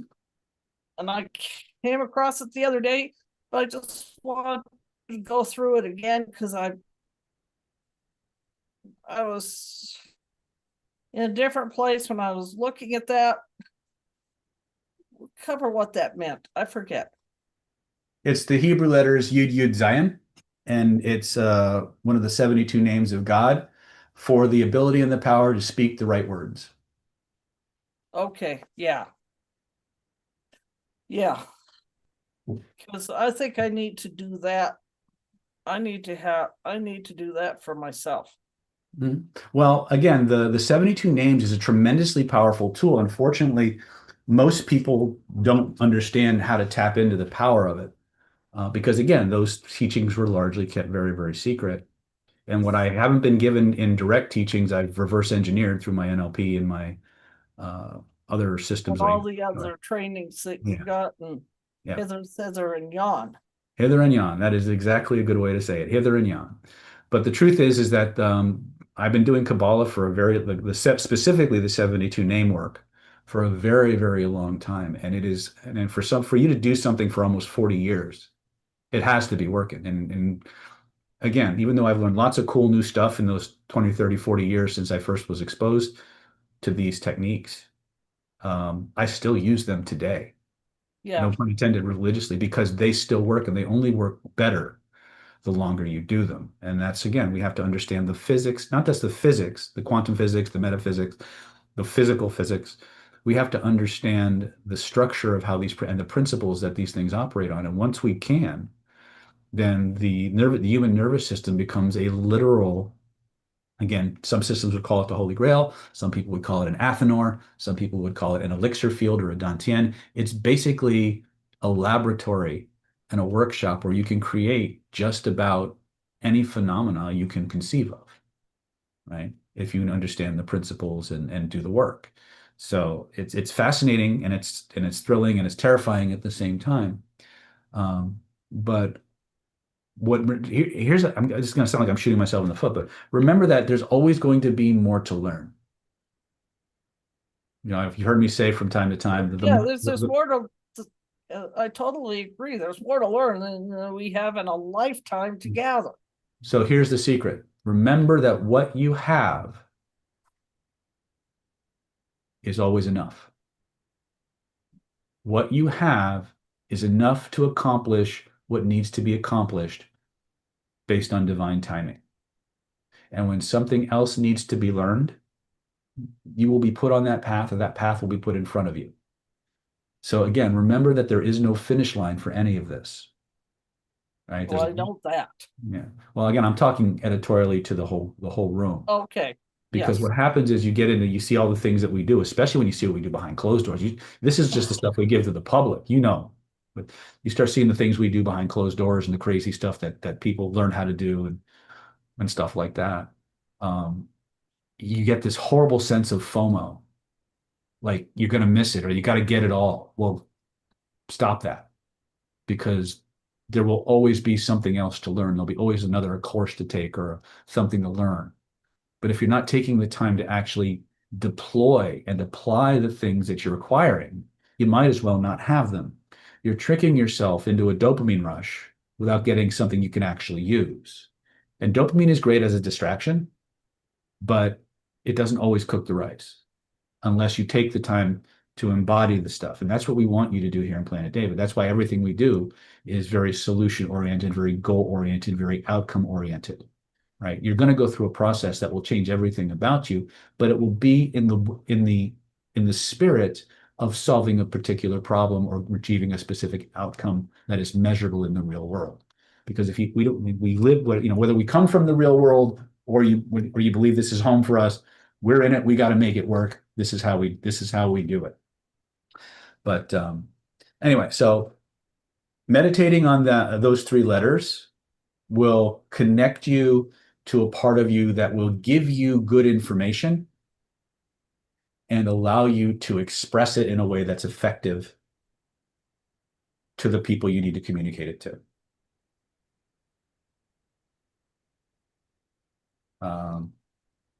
Anthony, with the mask.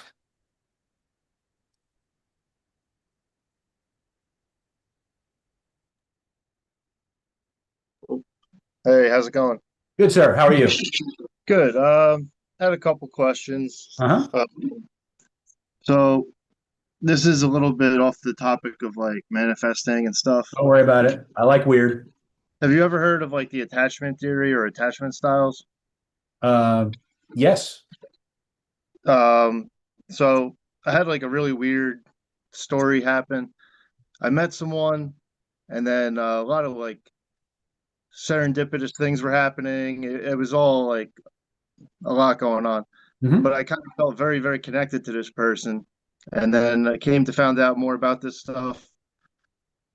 After I met her, it's like these videos started popping up in my phone, and I'm watching these videos, and it's like they're describing her perfectly. And I think she was like a dismissive avoidant. So I guess one question would be kind of like tips on dealing with somebody like that.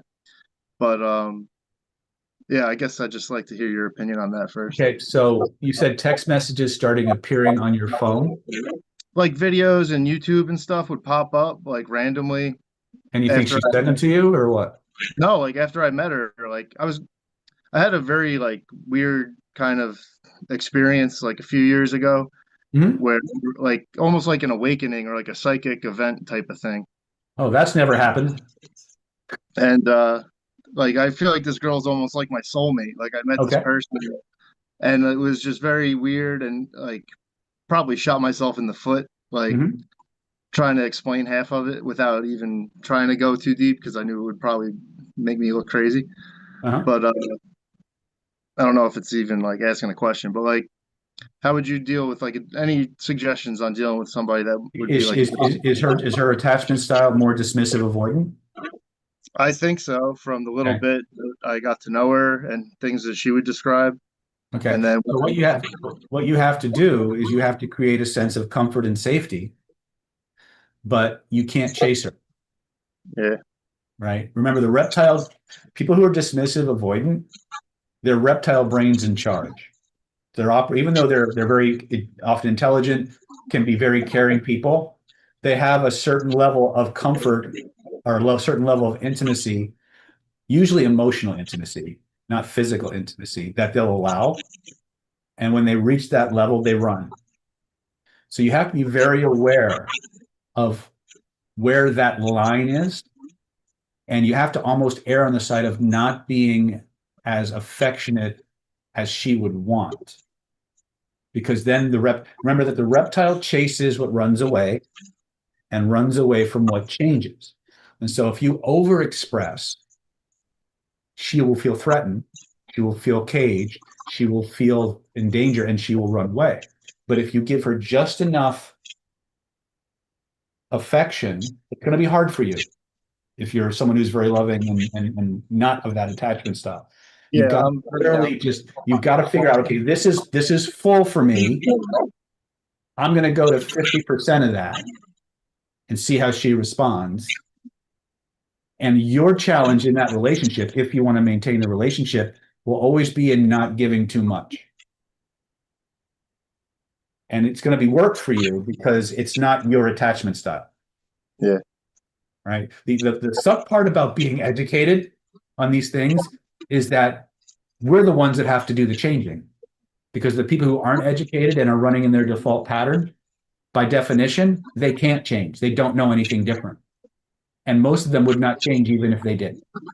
So if you value this person, then you have to manage that relationship in a much more, and again, I don't mean this in a negative way. You have to be much more manipulative in the relationship, because you need to manage her sensitivities in order to stay there. That's work, right? There's going to be a part of you that wants to just protect that person and love that person and let them know that everything's going to be okay and you're going to comfort them. And they will immediately, their knee-jerk response to that is to run screaming. At first, it'll feel good, then it'll feel cloying. So you have to give just enough to keep her chasing, and then let her start generating the behaviors of running towards. But remember, even when she starts running towards, the moment you start reciprocating her other sensitivity, you kind of constantly have to manage that back and forth.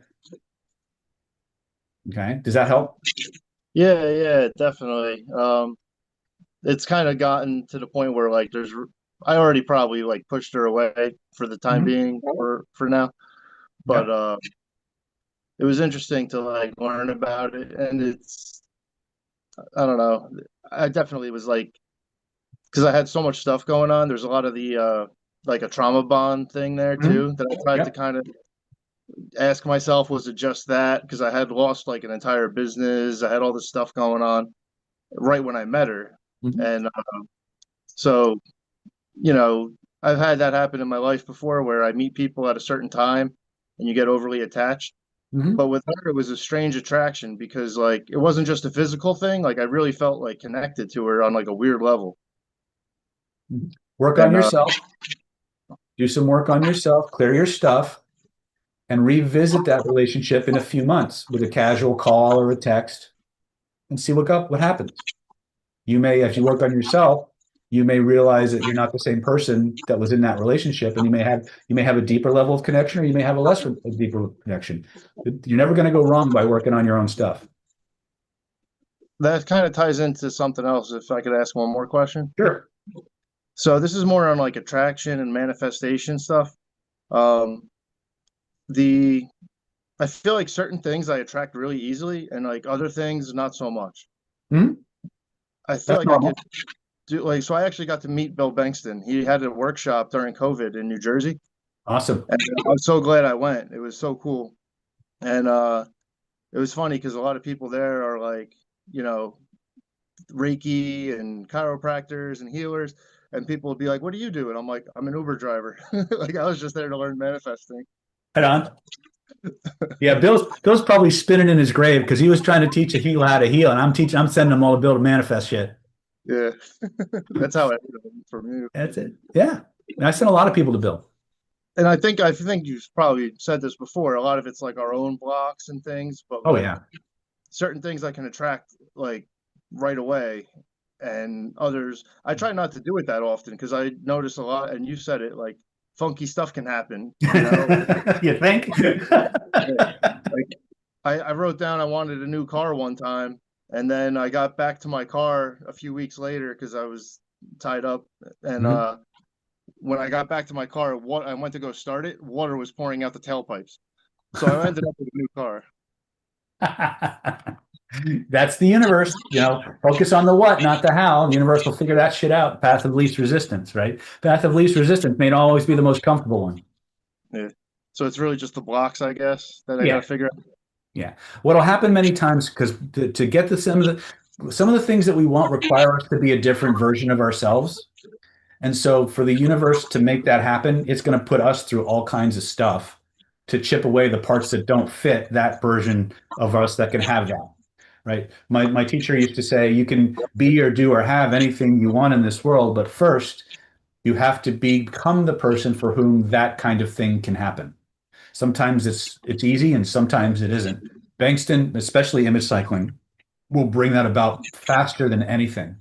It will just blow your life up to bring about that newer version of you. Or sometimes it's just bliss. It's just things just happen, right? And again, the idea is not to be so focused on the how, just focus on the what's and follow your coincidences, follow your serendipities, um, and just decide, is this something I want or not? Is this good for me or not? Right. And then making changes appropriately. Right. Never the one thing that we do want to maintain as we move through this video game of life is the power of discernment, the ability to decide if something's right or wrong or not, if it's true or not for us. Discernment is the one superpower that will make everything easier, right? Sometimes we think something's coming and it's this beautiful, wonderful benefit, but then there's a part of us that's like, well, what's really going on here? And that's that discerning part of us. So again, we have to clean up our shit and kind of get clarity with our higher aspects of ourselves, so we can make better decisions. But I'm starting to ramble, so I'm going to go ahead and move on to the next person. Unless there's anything else you want to ask me. I can ramble. I'm pretty good at rambling myself, so I'll stop. Thank you. You're very welcome. Renee Betterton, did we get you? Did I already get you? I'm not sure if I got you or not. No. Okay. No, I was stuck in Zoom at 4 o'clock because I couldn't get in Facebook. So I got in the Facebook one late.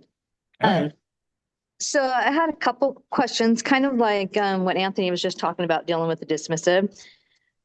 Can we influence someone else's energy to attract the version of them back into your life that will match where you are? I guess that's kind of how I'm trying to say it. All I can tell you is anything's possible. Some things are just less probable than others. One of the fastest, hardest things that for manifestors to understand is the fastest way to get anything you want is to change you. That's what Kabbalah taught me more than anything else. If you want a different version of somebody, you need to be a different version of you. Does that include seeing that person in a different version as well, and not seeing any negativity? Yeah, because what happens is, in this, I've seen this because of thousands of hours of doing hypnosis with people. Many times people would come in and they'd have all these issues about this person and that person, and ultimately it was really about themselves. And they would go through the healing process in session. They would come out and they would say, and they'd come back a week or two later and they say, everybody's saying I'm different, but I don't feel like I'm doing anything different. And usually that's because that version of themselves changed so fully that they don't have anything to compare it to anymore. They're very different, but what they're also projecting out non-verbally to other people's mirror neuron systems and their proprioception and their spirit bodies is a very different frequency that's starting to cause those people to perceive them in a different way. And because of that connection, the person that is receiving that information is expressing a different version of themselves in response to that. So the secret really is always going to be the most powerful leverage of your universe is to change you. Okay, that's what I thought. My other question is, I never really thought about this before, but I do the magic frame all the time. I don't do spinning too often, but I use the magic frame a lot. My question is, I know that we let the resistance down when we write the lessons, we put it behind us, and then neurology sees that as being done, don't need to deal with it because it's behind us. But my question is, if there's a program that's running in the background that's tied to that memory, and the memory itself isn't changed, just the resistance is lessened, and there's a program running, how does that work? How does that work? In what respect? Yeah, so clearly, if it's manifesting the problem, it's working very well. No, like what I'm saying is, like, if there's a program that's attached to it that's playing out in the background, and maybe attached to that memory, it may be attached to other ones as well, does that go away? And if you're not reconstructing it, no, it can or it can. What happens is when your body creates a complex, or your nervous system creates a belief system or a set of safety rules and stuff like that, when you point to where you feel it, you reach out and touch it and you magic frame it. Okay, you may have made enough change to that particular holographic memory container that the system can now flush the rest of it. Or you may have just removed a block that allows further interventions to remove the rest of the pattern. You don't know that until you do the frame and see what happens after. Right? Okay. Yeah. And does that make a difference? I know like when you do hypnosis, you sometimes have them go back and you'll have them change the story Oh yeah, to where it all has the a time. better feeling. How does that connect in with the magic frame? Because you're not really doing that. You're just writing the lessons and shrinking it down and put it behind you. So I'm trying to figure out what happens to those other pieces. Which other pieces? The image of it, for one, the image is not really changed, it's still there. And then the attachment to the okay, so programs. the image doesn't change, but how do you feel about that image compared to before the intervention? Is that all that matters? Yes. So Because why would we go back our in hypnosis? behaviors are feeling driven.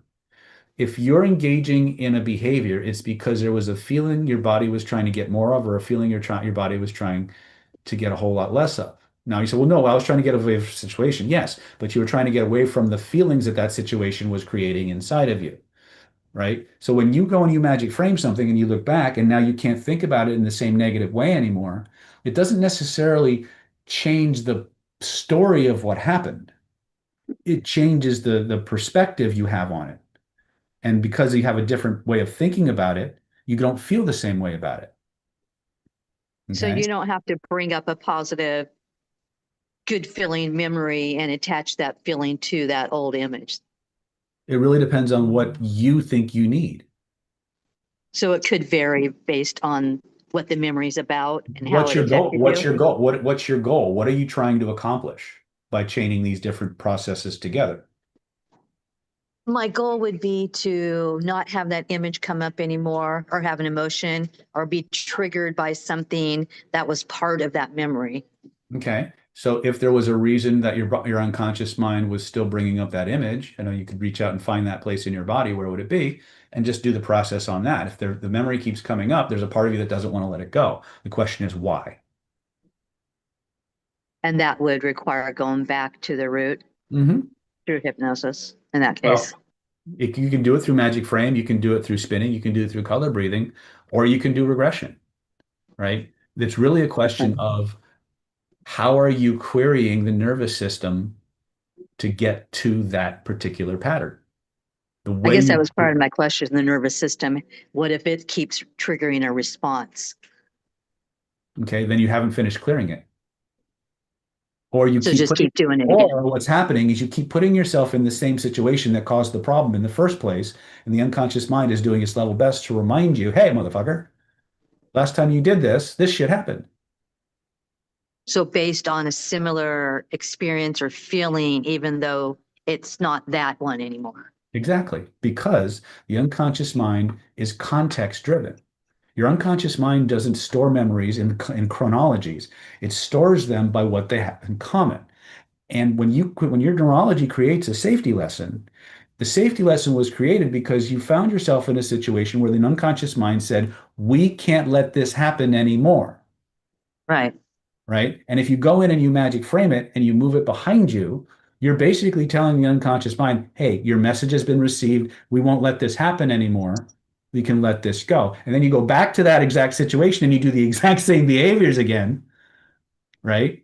The unconscious mind is going to send up a flag. Now, you may have a different feeling about it, but you may still get the image because the unconscious mind is trying to remind you, hey, this happened because of this. So what would cause a person to do that again if it were like on an unconscious level, if there wasn't still a program that was running? Well, chances are you probably haven't finished clearing it, or you haven't fully let it go yet. So that would probably require deeper, more hypnoanalytics. Okay. I was just trying to tie things together to make recurring stuff is almost always a sign that you didn't get it all. Okay. Or you're still doing the same behaviors that caused the problem in the first place. So in order to stop that behavior, you'd have to go back to where it started. That's where I would start for sure. And then I would rehearse the new behaviors in the context. So your body has a choice. Something new to look at. If you want a Okay. new identity, if you want a new behavior, it's not always enough to just remove the reason the behavior was created in the first place. That takes a big chunk out of it. But you've also spent years doing that behavior. So the neural pathways that facilitate that behavior are hypertrophied. They're overdeveloped. And so if left to its own devices, and electrical inertia will take you that direction in the same context and environment because you're predisposed to that. So if you want a different behavior, you must build an alternate pathway. You must create a fork in the road that you can cognitively choose. So if you want a new behavior and you want a new identity, you must rehearse it. In Okay, some so way, if the urge comes up, you override the urge and use the new behavior and then just keep doing that to make it more a new yes, pattern, a new habit. yeah, you're going to be engaging Okay. what we call neural pruning and neuroplasticity. Okay, Neuroplasticity is the opposite of neural pruning. so it could take some will at some point if it's real If you a want to bad create a new habit, behavior, if you want to create a new habit, then there's going to be repetition involved.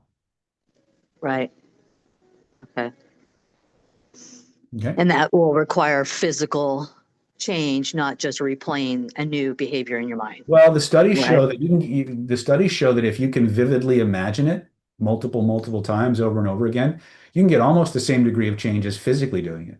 But you still have to do the reps. Whether you're doing them in Right. your head or you're physically doing them, you're still doing the reps. Okay. That makes sense. Mhm. Okay. Okay. That was all I had. Thank Okay. you. There was one, Kim Rios, the lady Kim. Oh, hi, David. Hey, Yeah, I'm just observing today. Thank you. okay. Then let's go to Mr. iPhone. Thought I would miss you, did you? No, I didn't think you were gonna miss me. Things always on iPhone, but that's Moro calling. It's Maury. Could you hear me? Hey, Maury. Okay, great.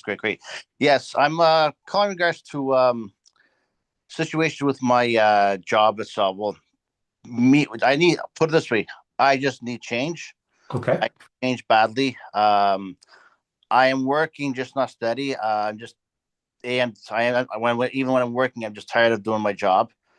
I was just walking around an area downtown from where I live, and I was just doing some soul searching, and I was just contemplating even on retirement. Now I don't have enough funds, and I'm not really old enough to qualify for any pension.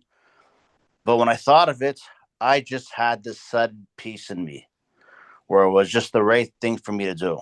Mm-hmm. I just know that I just kind of need some kind of change, and I do have something on the side going on. I'm renting out my a vehicle on Turo, and I'm trying to get a few more on there. I bought a couple of them, but didn't pan out too well. It kind of got I kind of got scammed on it in some ways, and they didn't qualify basically. So and I have another one that's kind of pending, but it's been pending a long time. It hasn't showed. I haven't been able to get under my name. But I'm looking for something else to do on the side. Another side gig. I don't know. I'm not quite sure what I'm searching for niches. I just know how to find niches, but I know that I need to do something to generate some money, just to get by, just to pay off some credit card debt and everything like that. But I need some like I don't know if I want to find myself. I'll find myself another job if I need to, but it's only something temporary. I need something just different when I'm doing something on the side, something that's gonna drive me basically. And I'm thinking of what kind of niche I could get into, but I can't think of any kind of niche though. Start with what you love. That's what I'm thinking of. There's too many things. I'm just trying to narrow it down. There's a lot of stuff. That's that core thing. So here's what you do. You get out a piece of paper. You do a brain dump of all the things you love. And then you draw a line. Okay. And then you start researching who's making money in that business, how much are they making, how many people are in that business. Okay. Right? How much do you know about the business? Okay. And you do that for every single thing that you love. And then you reorganize the list based on what has the highest potential for generating wealth or revenue and happiness from the things on your list. And you start working those particular niches, for lack of a better word, until you find one that hits for you. Because the secret is, if you just chase money, you're going to wind up being miserable. Okay. But if you start with the things you love and then you look at which ones have the highest income potential and you start working systematically through that list, if you have at least 10, law of averages says at least 5 of them are going to work in some degree, right? Okay. You only need one. Okay. Right? But what happens is no matter whether it's number 1 or number 10, because it was on your love list, you love that thing. You like it. It's fulfilling to you beyond just the money. Okay. Right? So you have to, most people say, well, if you do what you love, the money will follow. No, it won't. It won't follow you unless you do the business side of it as well and look at what actually people are wanting to buy that you love to do. Okay. You have to balance your head and your heart with this. When you do that, then you'll never work a day in your life, but you work harder than you've ever worked. It'll feel like every day is a vacation, even when you're working your ass off, because there's a part of you that's being fed, and the money is just a way to keep score. All right. Does that help? I think that helps. Yes. Okay. All right. Okay, I'll just do that there, and we'll see how that goes. Give it a shot. Give it a shot and let us know. Give it a shot and let us know how you're doing. All right. All right. And if you're familiar with image cycling, you might want to go ahead and watch one of our latest. In fact, the last webinar, I actually taught how to do a basic version of image cycling, and you can learn that and start accelerating your manifestation. Okay. Okay. All right. I think that's all of us. All right. Well, in the words of, oh, there was a hand up, Jax. One more quick question.